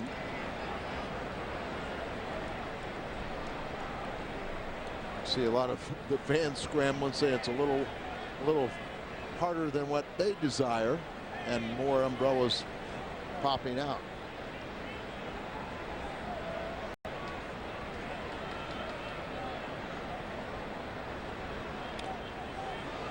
Foul ball by Bennett on the check swing. The umbrellas are out here at Busch Stadium. It's one of the things here about the new Busch Stadium with all the different clubs. You know, when it is bad weather, you can still, there's a lot of places to get inside and hide a little bit.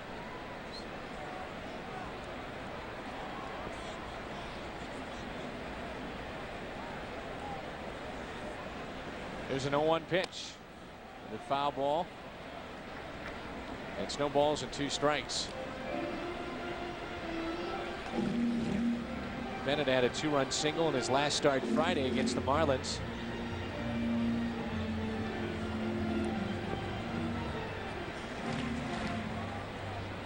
Not raining all that hard, just a little drizzle. It's lightened up in the last couple minutes. Just a nuisance.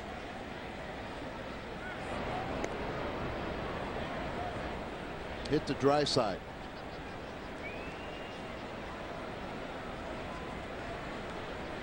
They've covered the mound in the bullpen. Jeff Murphy out there. He works with Yadier Molina, a bullpen catcher during the games. Jeff Murphy will run Yadier through a drill in which he is barehanded, and he'll underhand the baseball to him. And he says so many times we forget, even at the major leagues, just how to catch the ball with soft hands, and that's one of the drills that they do. Taught to Jeff, who was in the Cardinals system as a minor leaguer, by Dave Ricketts. Here's a 1-2 pitch. Ever seen Jeff Murphy swing the bat? I have. He was a all Big 8 player at the University of Nebraska, Cornhusker, and then signed with the Cardinals. And now is a coach with Tony La Russa's club. Yeah, a few years back they thought up so much of him. They said, well, we don't think you're going to make it, but you can make it to the big leagues. Being a bullpen catcher, and he's been a very valuable guy to this organization. Now the rain has really picked up. And I've seen him swing the bat too, and a couple times in exhibition games. He likes to wield the lumber. Yep. Bennett has worked the count full. It's 3-2. Edmonds off with the pitch at first with 2 outs. And Bennett hits it out to right. Well hit into the corner. Over the right fielder. Edmonds to third. He's going to be waved in, and he'll score. And Gary Bennett delivers with a 2-out double and an RBI. That way, Gary Bennett. You know, he's a battler. That's his 5th RBI. That's as many RBIs as Rodriguez has. They both picked up their 5th here today, and that's it for Kim. Clint Hurdle's going to make a pitching change. Out of way, up a little bit, hits this ball. Hop has been playing brilliant. I think that got over his glove, and he kicked it with his foot. Yep. And right there, and went off the side of his foot, and then he had to track it down, and Bennett gets a double, but Edmonds scores from first. That's a big extra insurance 2-out base hit. That makes it 6-3. So big 2-out RBI double for Gary Bennett. Pitching change now for Clint Hurdle, as Byung-Hyun Kim is through for the afternoon. Aaron Miles is due up for the Cardinals. The umbrellas are out. Some of the folks head for cover. Rain is falling here in St. Louis, and it's 6-3 Cardinals. Friday telecast is presented by authority of the St. Louis Cardinals LLC and may not be reproduced or retransmitted in any form. And the accounts and descriptions of the game may not be disseminated without the express written consent of the St. Louis Cardinals LLC. David Cortez is our call to the bullpen, brought to you by Chevrolet. He's pitched with the Rockies a year ago, Cleveland, and Atlanta all the way back in 1999. First pitch to Miles is fouled back. Kind of the vulture. You see, he's already 3-0. Last year he had 50 appearances for the Rockies, 2-0, so undefeated in his career. Left-handed batters have touched him for a .389 average. Righties .267, but he's at the right spot at the right time with those 3 victories. Became a late season fixture in the Rockies bullpen last year. Had career highs in every category. This is 11th season in professional ball. And Miles hits it the opposite way. That's going to drop for a base hit. Bennett being waved in. The throw into the plate. He is safe at the plate. Miles delivers. And it's 7-3 Cardinals.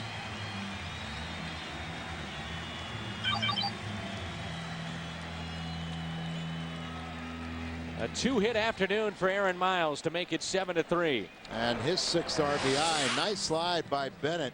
See this ball slicing out here. Remember, it's getting really wet out there, so a strong throw by Holiday, and it was to the first base side.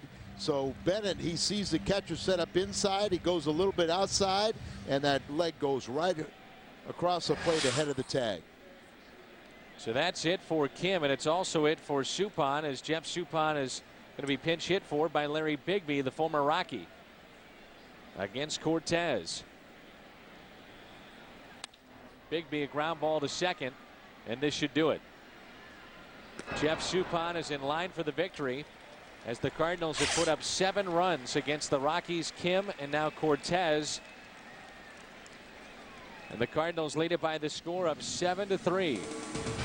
2 RBIs in the inning. 10 hits in the game. 7-3 Cardinals. All on FSN Midwest is brought to you by Jack in the Box. Enjoy the big taste and big value of Jack's delicious value menu. By your local St. Louis Chrysler Jeep dealers. And by U.S. Cellular, we connect with you.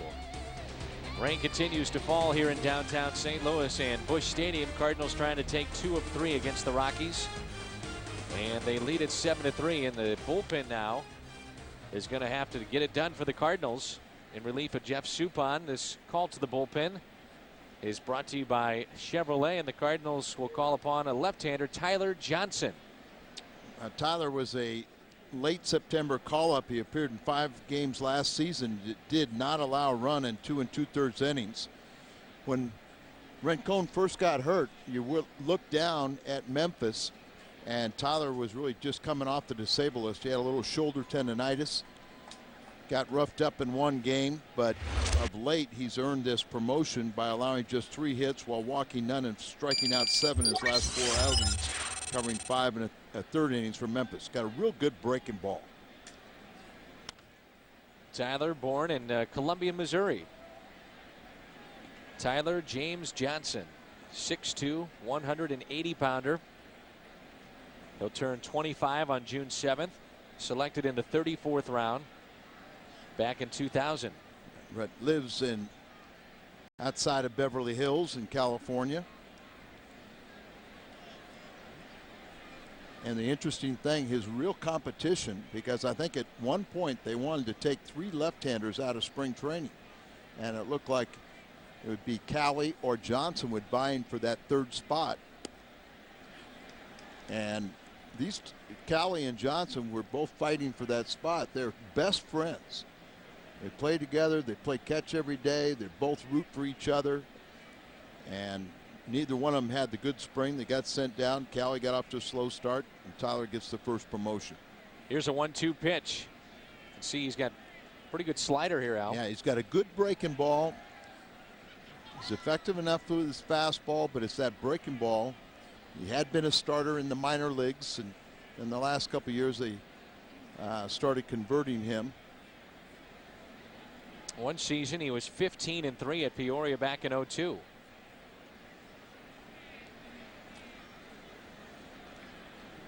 One thing that, you know, he's going to have to make sure that he can throw strikes.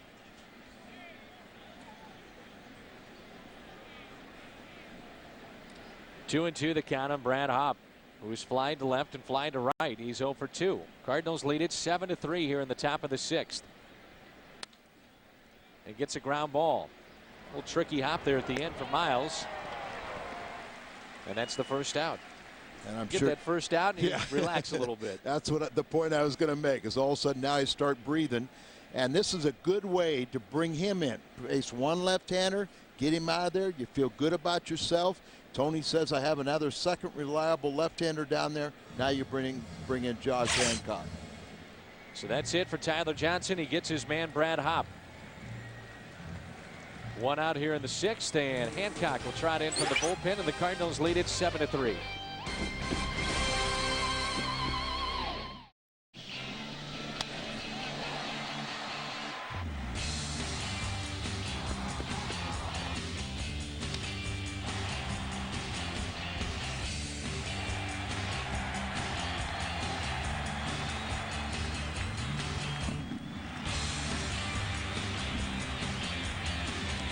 Playing in a drizzle.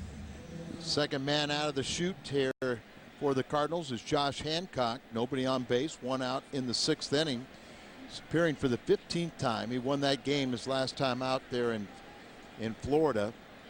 And he's only been scored upon in 3 of his 14 previous outings. It's up to the bullpens here, Dan. 7-3. Cardinals on top. Clint Barmas 0 for 2 on the afternoon. Jeff Suppan went 5 innings when he struck out a season high 7. Out to left field, should be caught, and it is. Just snuck up on John Rodriguez for out number 2.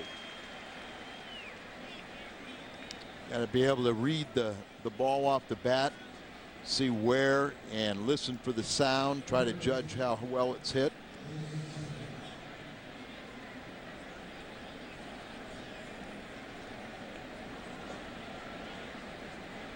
That's Jason Smith. He struck out twice and he's 0 for 2. Now, what have you thought of Hancock so far this year? He's kind of a laid-back guy, you know, but he comes up and he throws strikes. At times, he has a off-speed pitch that gets some hitters look a little funky at it.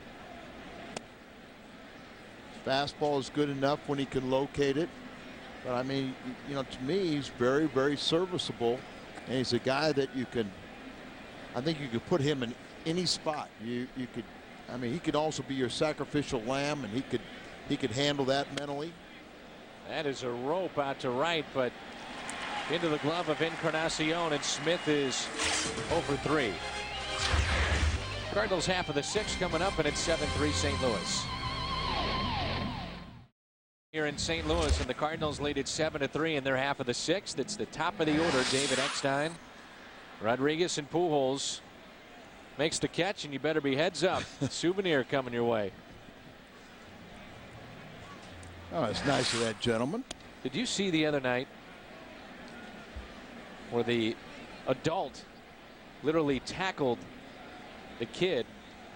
Give him a round of applause up here in the booth, but they tackled a little kid. You can't do that. Well, it's like the guy in Texas a couple years ago. Right. Remember that? I think some people just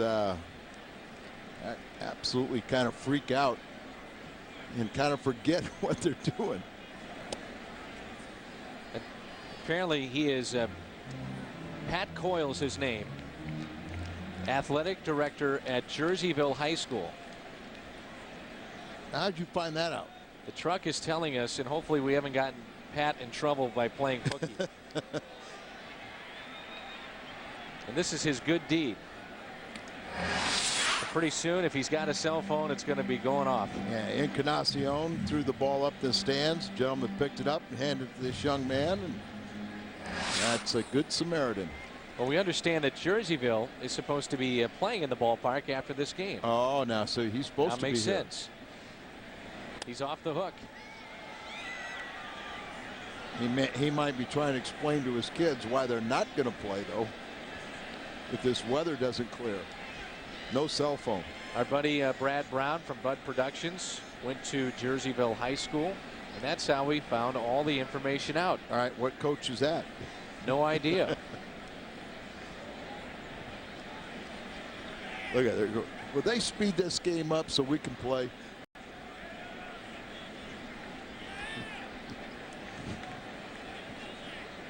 Here's a 2-2 pitch. Eckstein with another base hit into right.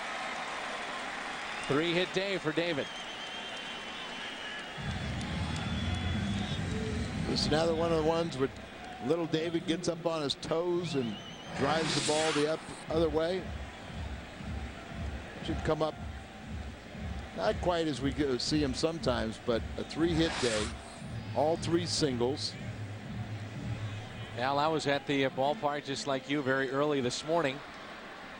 Very early this morning. Yes. And one of the guys that was working extra inside that Cardinals clubhouse, doing some stretching and whatnot, and then got into the cage, David Eckstein. Yeah, why were we here at 7:30 in the morning? Well, I was happy to be here and participate in the Bud Productions affiliate breakfast. I know you were as well. Oh, yes. Now, we do have our Bud Productions crew, and I think maybe we should ask why they weren't there. Right. You know, maybe Brad Brown could ask Tom, me, and the gang to make an appearance next year. Since it is their show. We hear a lot about those guys throughout the year. I'm sure fans would love to meet the graphics guru, Doug Stanton, or maybe Tom Mee or Lindsey Polite. Brian McCann, Tom Mee, Mike Helling. In all seriousness, it was a great event this morning, and those guys do a tremendous job We can't thank them enough for their hard work. Ray King warming up for the Rockies.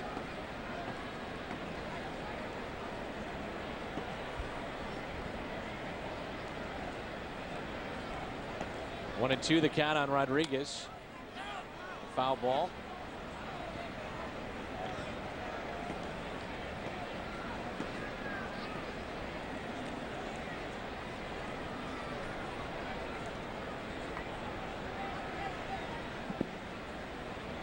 Ray King getting loose in the Colorado bullpen. A count of 1 ball and 2 strikes.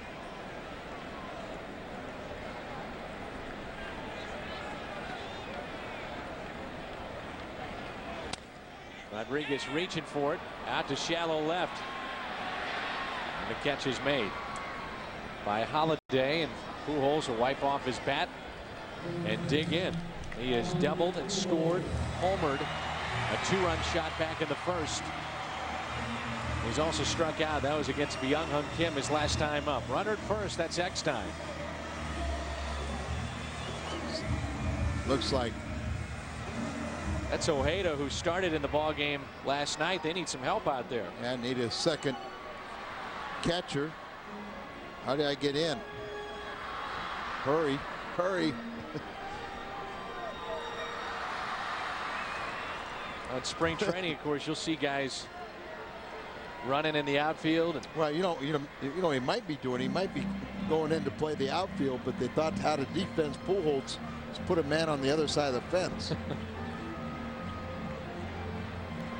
Ramirez, this is a young man. Ramirez, a right-hander down there in their bullpen that they're just raving about. That looks like Wainwright warming up for the Cardinals. Oh, right over the middle of the plate. Now, I know you want to go after a guy like Albert Pujols, and I know you want to see where you stand with some of the game's best, but that's probably not the way you want to do it, Al, if you want to have success. if you want to have success, but you have to respect a team that will go out and challenge Albert. And how are you going to find out about your young pitchers if they're afraid to throw strikes to them? Here's the 0-1.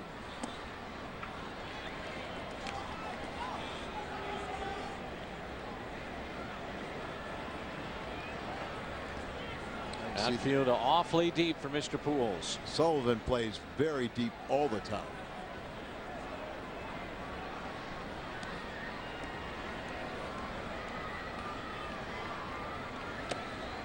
Check swing. Foul tip, got a piece, strike 2.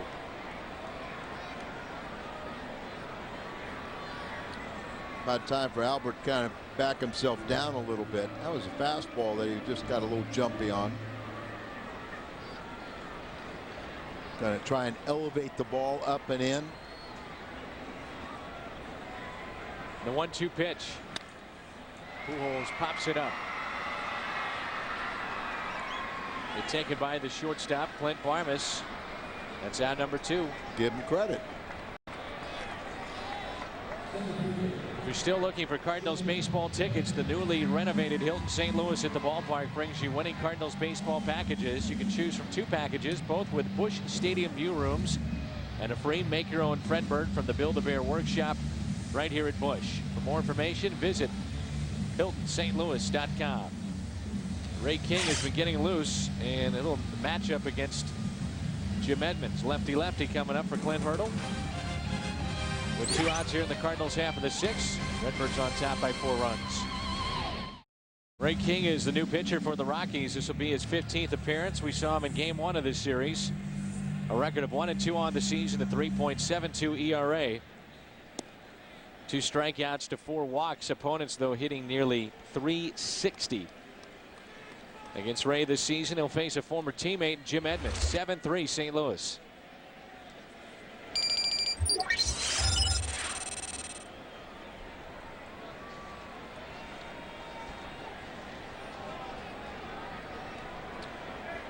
It's 1 for 8, but lefties are batting .294 this year. Right-handers .409. And Apodaca is telling me he's had a little bit of trouble getting the ball to his glove side. You know, out there. If you're going to throw a breaking ball, and there were times last year that really had a hard time telling the difference between his sinker and his slider, because it just everything stayed on the same plane, didn't have the tilt to his breaking ball, didn't get it away enough times to left-handed batters. Runner was off with the pitch, Eckstein, and that's strike two. 0-2 the count as Ray King appeared in 77 games for the Cardinals a season ago. He was 4-4 with an ERA of 3.38, but he did not leave on the best of terms with Tony La Russa. Very vocal about how he was used down the stretch and in postseason play. Very unhappy about it. Ray was shipped to Colorado. Aaron Miles and Larry Bigby on their way to St. Louis. It's a shame because Ray's a good guy. Spent a couple fun years here in St. Louis. And there was a lot going on in his life. You know, his father had cancer late in the season and then finally succumbed to cancer in October. So there were circumstances, but it could have been handled better. And I'd have to say, really, from Ray's standpoint. Eckstein is running. The pitch is taken for a ball. Throw to second. Safe. Just beat the tag.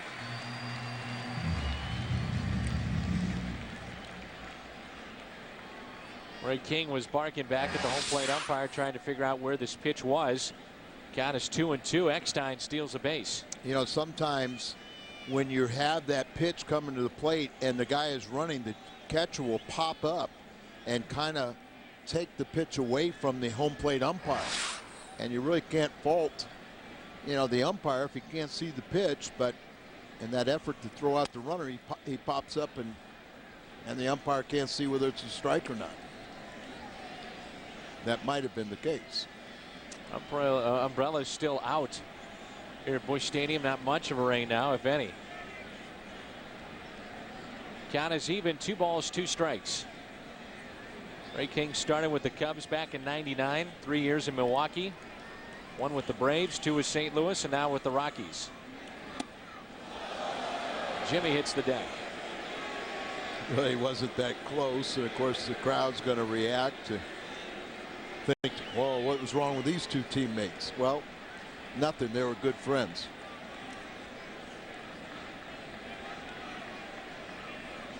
Here comes a 3-2 to Edmonds. Got him. Jimmy knew it. So strikeout for Ray King against his former teammate. And the 7th inning for Busch Stadium in St. Louis is coming up. Light Midwest Sports Report, complete Cardinals postgame coverage and all the sports news and notes from around the major leagues and the rest of the sports world coming up on the Busch Light Midwest Sports Report. Adam Wainwright, fresh off his first major league win last night, into the ball game. The 7th inning, he'll deal with the bottom of the order. And Wainwright's numbers pretty impressive. 15 2/3 and a .57 ERA. 14 strikeouts in those 15 2/3, and opponents only hitting 113 against him. It's been fun to watch. Remember, I say the first batter you face sometimes the most important for a reliever. Wainwright has come into 11 games prior. As you see, Taguchi takes over in left field. In 11 games, Wainwright has retired that first batter 10 times. Dwayne is singled to right and struck out swinging. It's 1 ball, 1 strike from Adam Wainwright.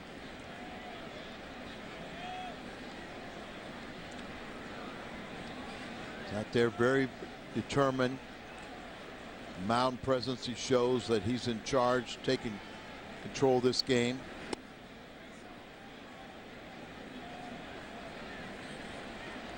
All maxed out when he kind of comes into a relief outing, but he would have to have somewhat different demeanor if he was starting.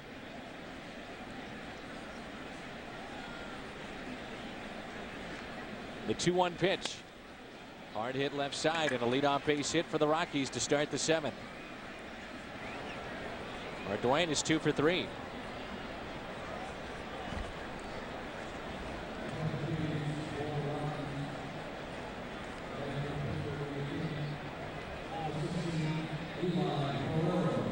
Eli Marrero, former Cardinal, will dig in. He was part of the deal and sent him to Atlanta, now playing with the Colorado Rockies, and as Al told you earlier, filling in for Todd Helton when he was sick and in the hospital. It was Marrero playing over at first base and put up pretty good numbers. 4 home runs, 9 RBIs on the year, and he's hitting over 300. He's had 7 pinch hit appearances. He's 0 for 6 with a walk.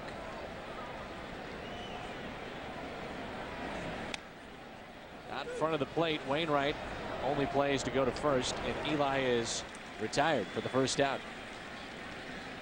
Swinging bunt. Advancing is Arduin to second base, and it's the top of the order, Corey Sullivan. Wainwright is the 4th pitcher used by the Cardinals today. Jeff Suppan went 5 innings. Tyler Johnson, 1/3 of an inning. Hancock 2/3, and now Wainwright. Randy Flores getting loose in the pen, presumably for Todd Helton. Now that's why you really like having that second left-hander down there. Even if you had a third, it'd be even more mix and match and work these different pitching matchups.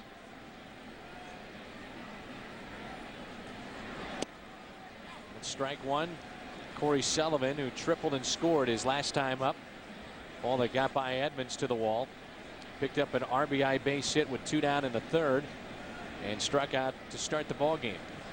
It's 7-3 Cardinals as we play here in the top of the 7th. Here's the 0-1 from Wainwright. That is smoked out to center field. Backing up Edmonds on the move, Jimmy's got it. Runner will tag up from second to third. Another great play by Edmonds out in center field for out number 2. He plays a shallow outfield, so he wants to take as many hits away in front of him, but he still has that ability to go back on the ball. And what's impressive here is it's a wet track. It's kind of slow out there for your footing, but yet he tracks it down, catches it. Then he's got a kind of stutter step to try and slow up before he can get it back into the infield. 8-time Gold Glover, 6 consecutive wearing the Cardinal uniform. There's Jamie Carroll with 2 outs and a runner at third. Roland is even with the bag at third. Outfield shallow, shades him a bit to the opposite way. Carroll on the afternoon has picked up an RBI double. He's flied to right, grounded out to first. He plays so shallow out there in center, Al. He's got to read it off the bat. And, 99 out of 100 times, he's going to get a great jump. Edmonds out in center. You just can't play that shallow without being able to read it off the bat. Well, and you also have that ability to know you can go back on a ball. He's always kind of in somewhat conflict with Dave McKay, the Cardinal coaches, and Tony La Russa in that philosophy. They want him to play deeper. Look at that curveball that time from Wainwright. Wainwright's jumped it up a little step here with that runner over at third base. He's got 2 outs, and the last thing he's going to do is make sure that guy gets stranded at third. 1 ball, 2 strikes. Wainwright, of course, a starter in the minor leagues, and to be an everyday big leaguer, he's got to work out of the bullpen. Another curveball misses just outside, and brought up a valuable point as Bennett bounces it back to Wainwright. Eckstein was backing up, but you brought up a valuable point last night, the fact that Wainwright can just let it loose for the 3 outs that he's got to get at any particular night. 3 outs, 6 outs, and the thing that they're so pleased with, and is proven here today, is his resiliency, his ability to bounce back. 2-2 pitch. Fastball. He got him. Called third strike on Jamie Carroll. Another good outing here from Adam Wainwright. Roland, Encarnacion, and Bennett due up for St. Louis.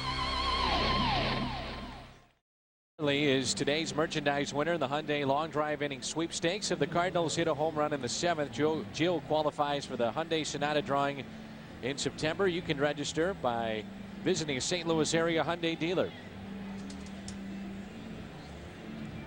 Ramon Ramirez out of the bullpen, a right-hander for the Rockies.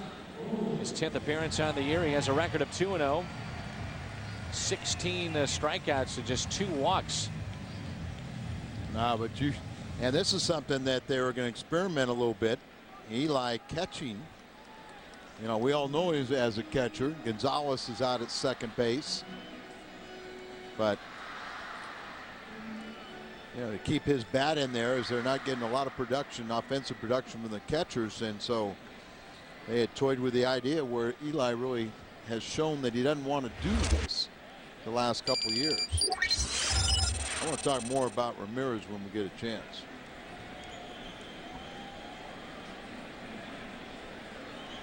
Scott Rowland will dig in. 7-3 Cardinals. We got the chance right now. Well, this kid, he's the lone relief pitcher in the major leagues with a minimum of 12 innings to have yet allowed a run. He left-handed batters 1 for 16, right-handers 4 for 25, 122 average overall. But the left-handed batters are 0.63 against him. Righties 160. He was one of the 2 pitchers acquired in the Sean Chacon trade with the Yankees on July 28, 2005.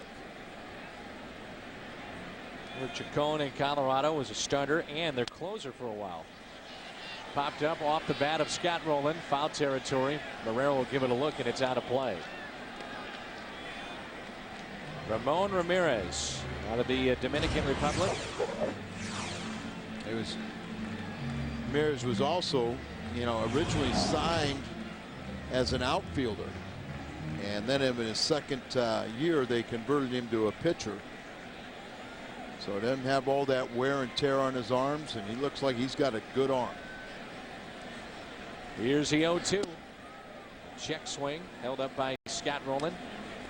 He's a 24-year-old entering his 4th professional season this year. Played in the Arizona Fall League last season. And really primarily he's been used as a starter prior to this season. He was considered the Yankees' 5th best prospect before that deal. And Rowland hits it down the left field line and foul. Dan, it has changed somewhat now, but particularly when I got into pro ball, if you signed and they put you in the bullpen, you were just filling a roster spot. You had no plans. And so it really is the normal way to take a young guy with a good arm, put him in the rotation, let him get as many innings as possible. And now maybe when you get to AA, AAA, you start moving him into the bullpen. But he's got that many more innings under his belt. Pitch number 6 coming up here against Scott Rowland with a ball and 2 strikes. Rowland has singled to center. He's grounded out and fly to center.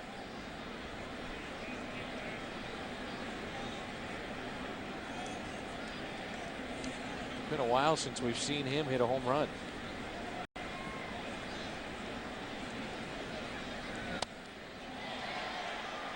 Out to right field.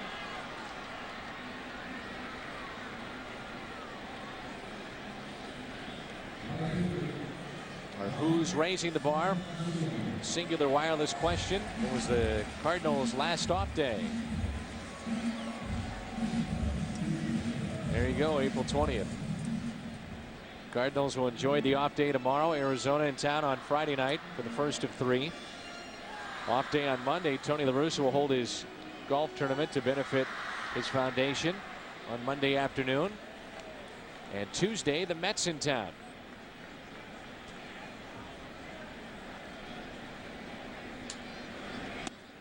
Ramirez in relief of King, Cortez, and Kim. Kim made the start for Colorado. He went 4 2/3.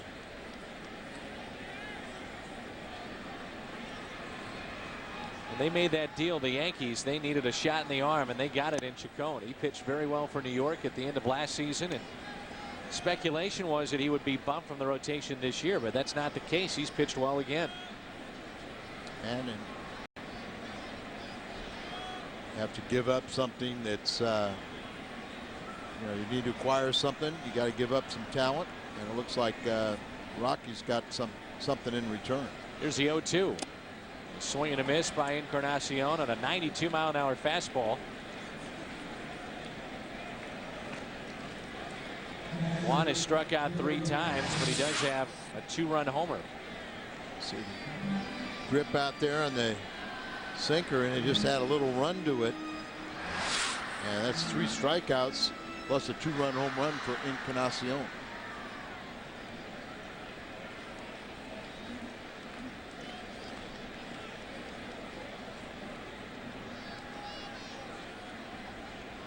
Here's Bennett. Picked up a RBI double to right field last time with 2 outs. Cardinals got a couple of key 2-out hits back in the 5th. They lead it 7-3. Go back to Encarnacion's 2-run home run. That was a 2-out tally right there. So some big hits with 2 outs today.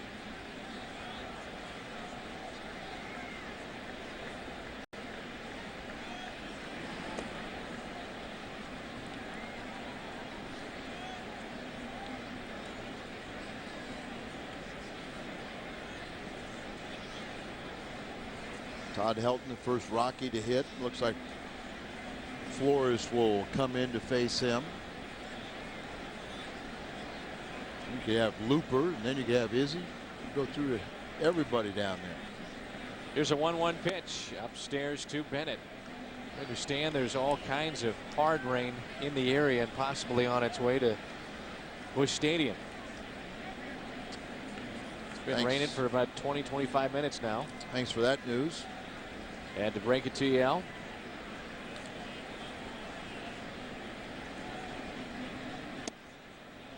Two and two, the count on Bennett.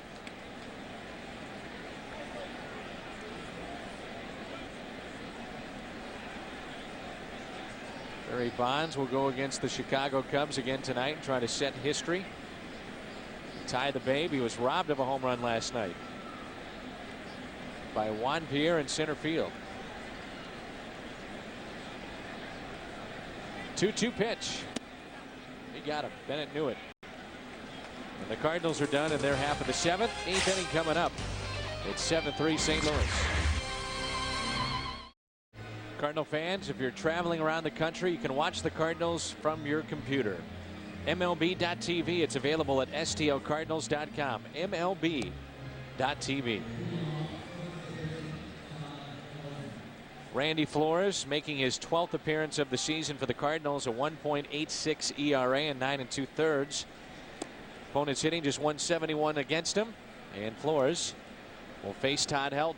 Well, you're nice to see Randy Flores, who had a breakout season last year, increase his workload and be equal to the task. He's done a nice job. He's spent a long time in the minor leagues also. He's paid his dues.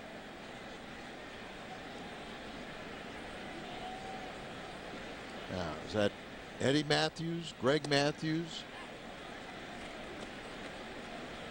Greg Matthews, the former Cardinal, still calls St. Louis home. Rick Matthews, the bullpen coach for the Rockies, getting a better seat.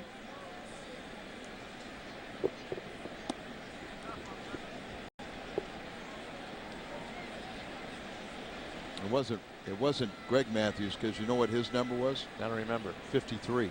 You know why it was 53?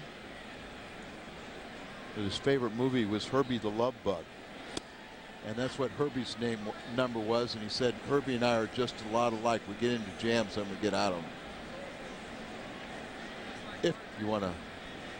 Sounds like a fun teammate.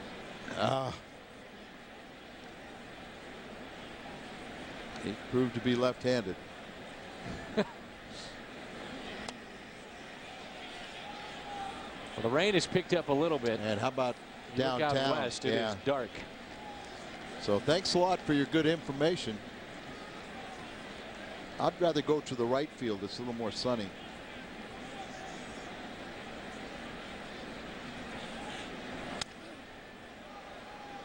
Eckstein with a little English on that spin.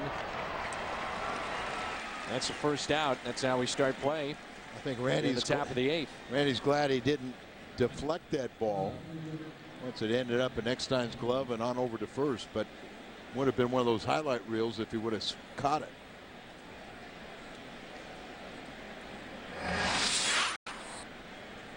Watch La Russa talking about it, and everything's just going, I can't even get my arm up that way. Now it's Matt Holliday, and it has gotten dark here at Busch Stadium. I think some of the people are starting to head for the covers because they know it's not going to be long before it's going to come down pouring. Holiday out to deep right field on the move. Encarnacion, he'll look up and it's off the top of the wall. It gets away from him, and Holiday on his way to second, chugging to third.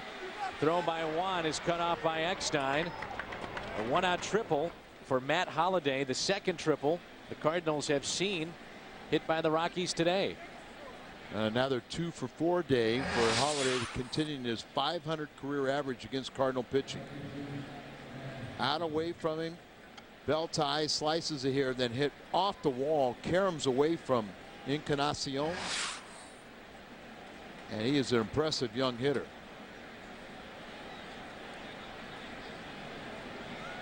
It's circling out. This is not timed, and it's starting to come now. Look at the flag starting to blow. You could just see the darker clouds overhead, and apparently we're going to stall.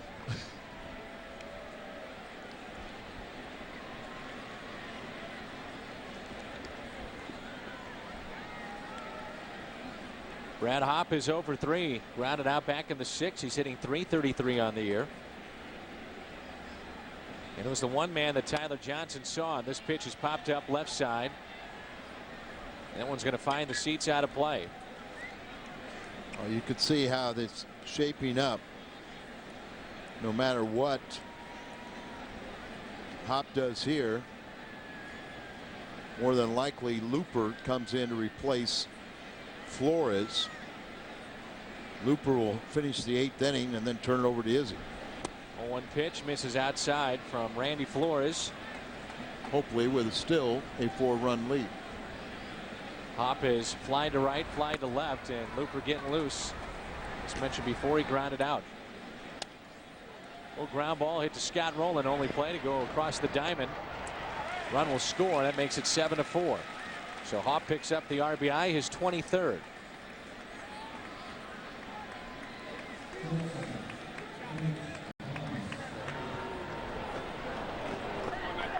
With 2 outs, it's Barmes.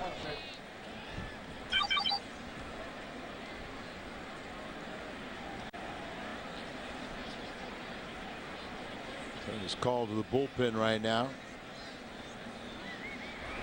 just to see nobody on base at 2 outs. Maybe Encarnacion on the move in foul territory. Yes, makes the catch. Second time he's been near that front row this afternoon. The other time he went flying into the seats. Cardinals half of the 8th coming up at 7-4. And by Advance Auto, we're ready in advance. Bill Finley and his crew working hard between innings. As the rain is picked up, they put down the drying agent on the infield. Ramirez out there for his 2nd inning. And this is Miles trying to bunt his way on. Maybe trying to hurry up too. It's a combination. Yeah, that 17-inning game one time in Philadelphia, 2 days after he played 25 in New York, took a 5-run lead in the top of the 17th inning, and before we could complete the game had to withstand a 2.5-hour rain delay. So 17 innings plus a 2.5-hour rain delay. Maybe we could be lucky to see that much baseball here this afternoon. The wind is just swirling here at the ballpark too. I bet the riders are enjoying that. 1-2 the count on Aaron Miles.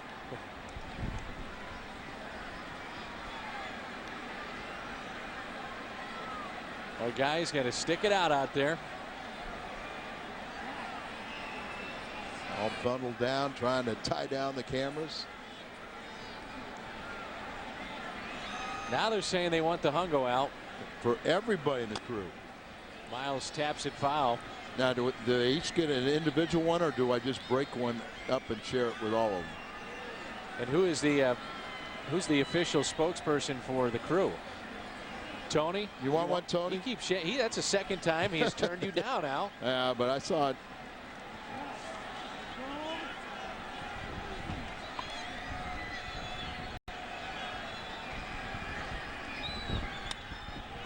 Aaron Miles with a base hit into right. A 3-hit day for Miles.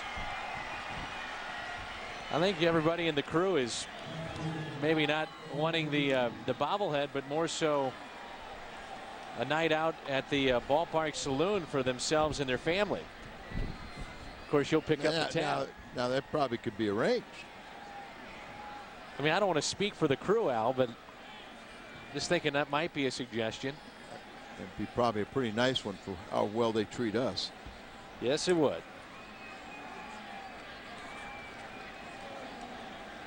So Taguchi will be the pinch hitter. 8 of his 11 RBIs have come in his last 8 games. And Taguchi will sacrifice here with a runner at first base, Aaron Miles. The rain coming down here at Busch Stadium.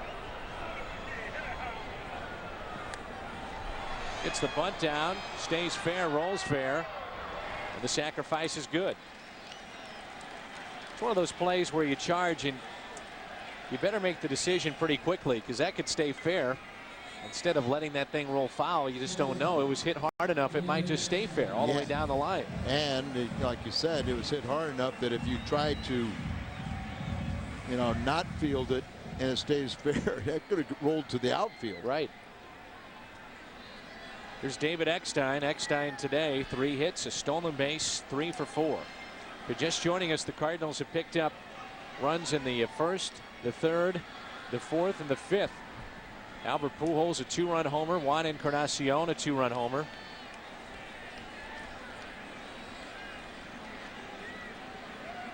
Pitch to David Eckstein upstairs. Scott Spezio is at the on-deck circle. He'll be hitting for Flores.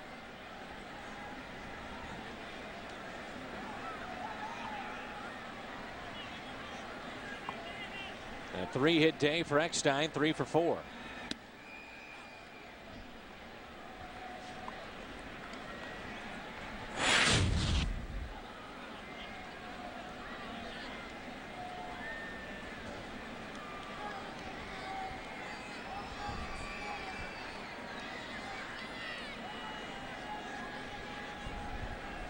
Here's a 1-1 pitch to Eckstein.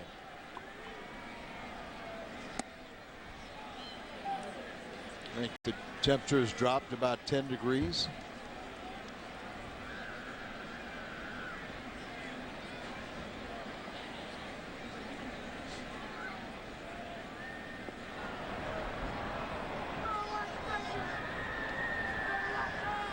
A ball and 2 strikes on the Cardinals shortstop.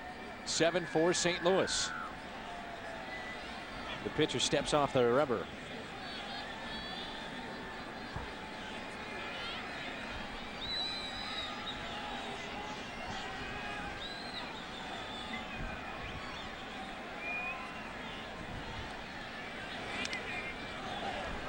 One caught the umpire. Ouch. Yeah. Rockies will have the bottom of their order coming up in the ninth. Now the catcher is going to give the umpire some time. That's Eli Marrero. Yeah, it's not the type of weather conditions to be giving umpires time. Finish it off right. I think he appreciates it, but I think Jim Wolf saying, come on, let's go. The wind is just swirling here inside the ballpark.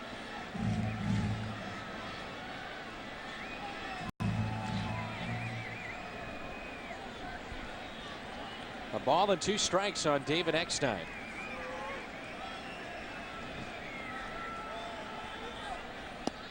A swing and a miss.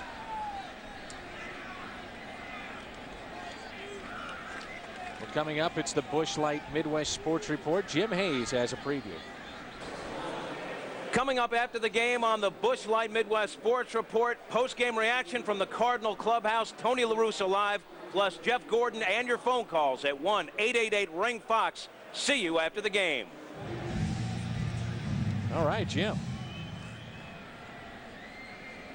Pretty emphatic about we'll see you after the game, Al. Jim Hayes and the crew getting ready for the post-game show, and this is Spezio.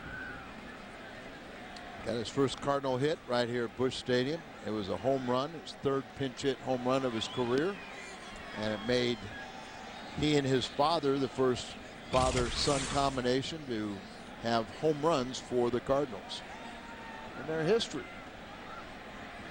Well, they're going to play through this. They play through it in the ninth, you would figure, right? Yeah. A little more doctoring of the field, though, and probably the pitcher's mound and home plate. Spezio hits it behind home plate and into the seats. Look in the Cardinal dugout, and the only guy standing in the rain is Tony La Russa.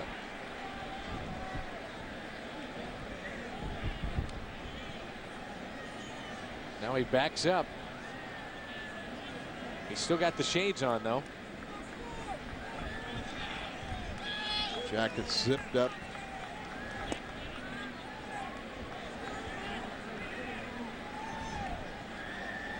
Scott Spezio has been taking more ground balls at second base. He played there as a regular for a couple years. Did the same at first and third, and a lot of experience in the outfield. Here comes a 2-1 pitch. Instead, a check on that runner at second base, and he is not going anywhere, Mr. Ramirez. I got to tell you. Fans are letting him know it too.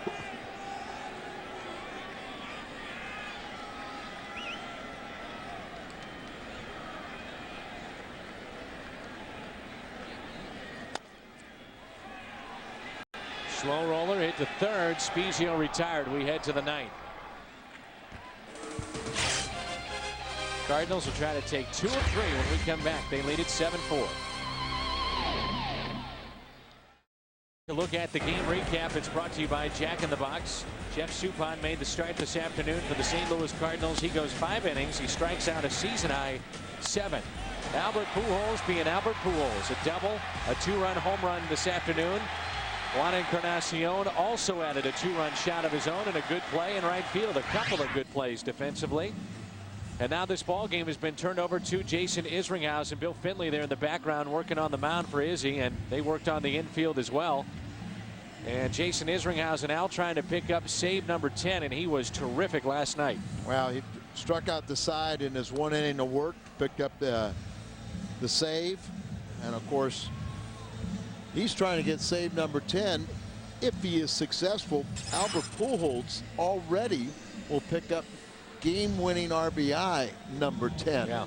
He leads the major leagues now.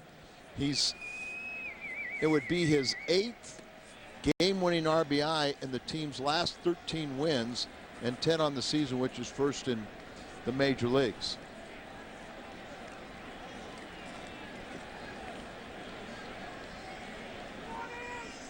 Joe West, the crew chief here, trying to do whatever they can, because this looks like this rain has settled in for a while, and you always, are concerned about the health of players. You don't want to see anybody get hurt, but you try and play it.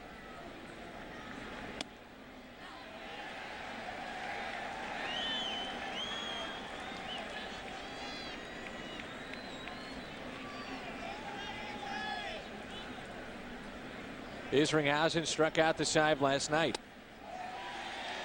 That included the top of the order, and Todd held, and quickly it's 0-2. That was a good cutter right there. You could see that it came in and then had that whip and tail into the left-handed batter. Another cutter ordered. The 0-2 to Jason Smith. Fought off and fouled back. Cardinals lead it 7-4. Isringhausen last season 39 saves, 5th best in the National League, and his 6th straight season with 20+ saves.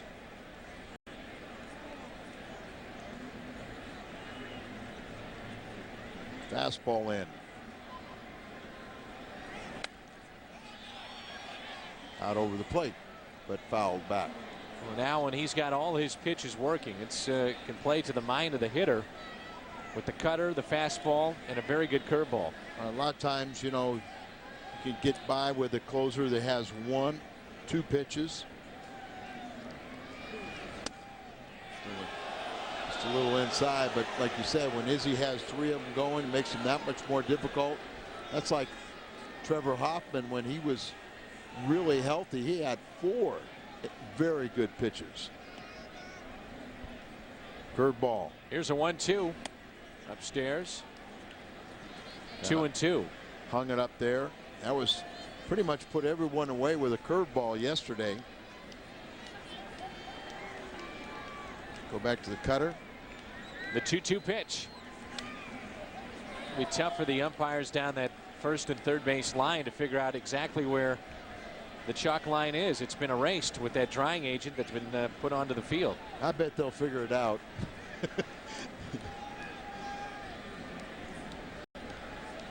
You know, cutter away. 2-2 pitch.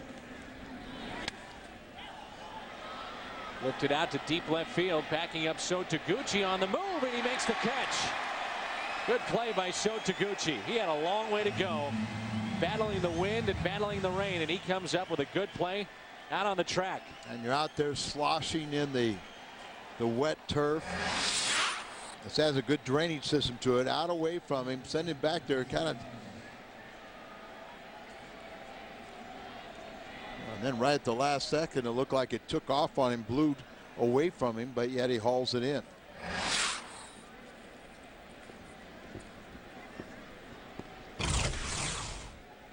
Luis Gonzalez, reason he has not been hitting or playing every day is he's been struggling. He hit .292 last year for Colorado with 9 home runs and 44 RBIs.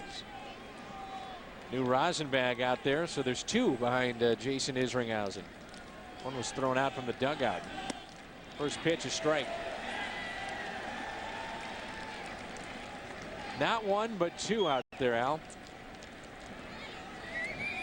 And that's a veteran move. Put the new one on top of the wet one, so it, you know, just won't soak up any of that mud. Broken bat, hit left side, goes to the shortstop. Long throw. 2 outs. How about the concentration? Scott Rowland dodging the bat. It ends up at the feet of Eckstein. His concentration too. That's got to be a wet baseball he just threw. No, that one I will agree that I wouldn't want to throw. No.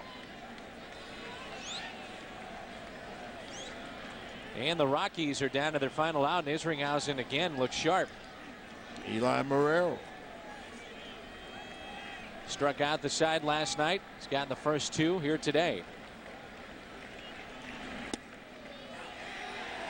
Eli's got some power with 4 home runs on the year. Cardinals lead it 7-4, 7-13-0 for the Redbirds, 4-8-0 for Colorado. We've seen Flores, Wainwright, Hancock, Johnson, and now Isringhausen out of the Cardinal bullpen. Curveball, a beauty in there for strike 2.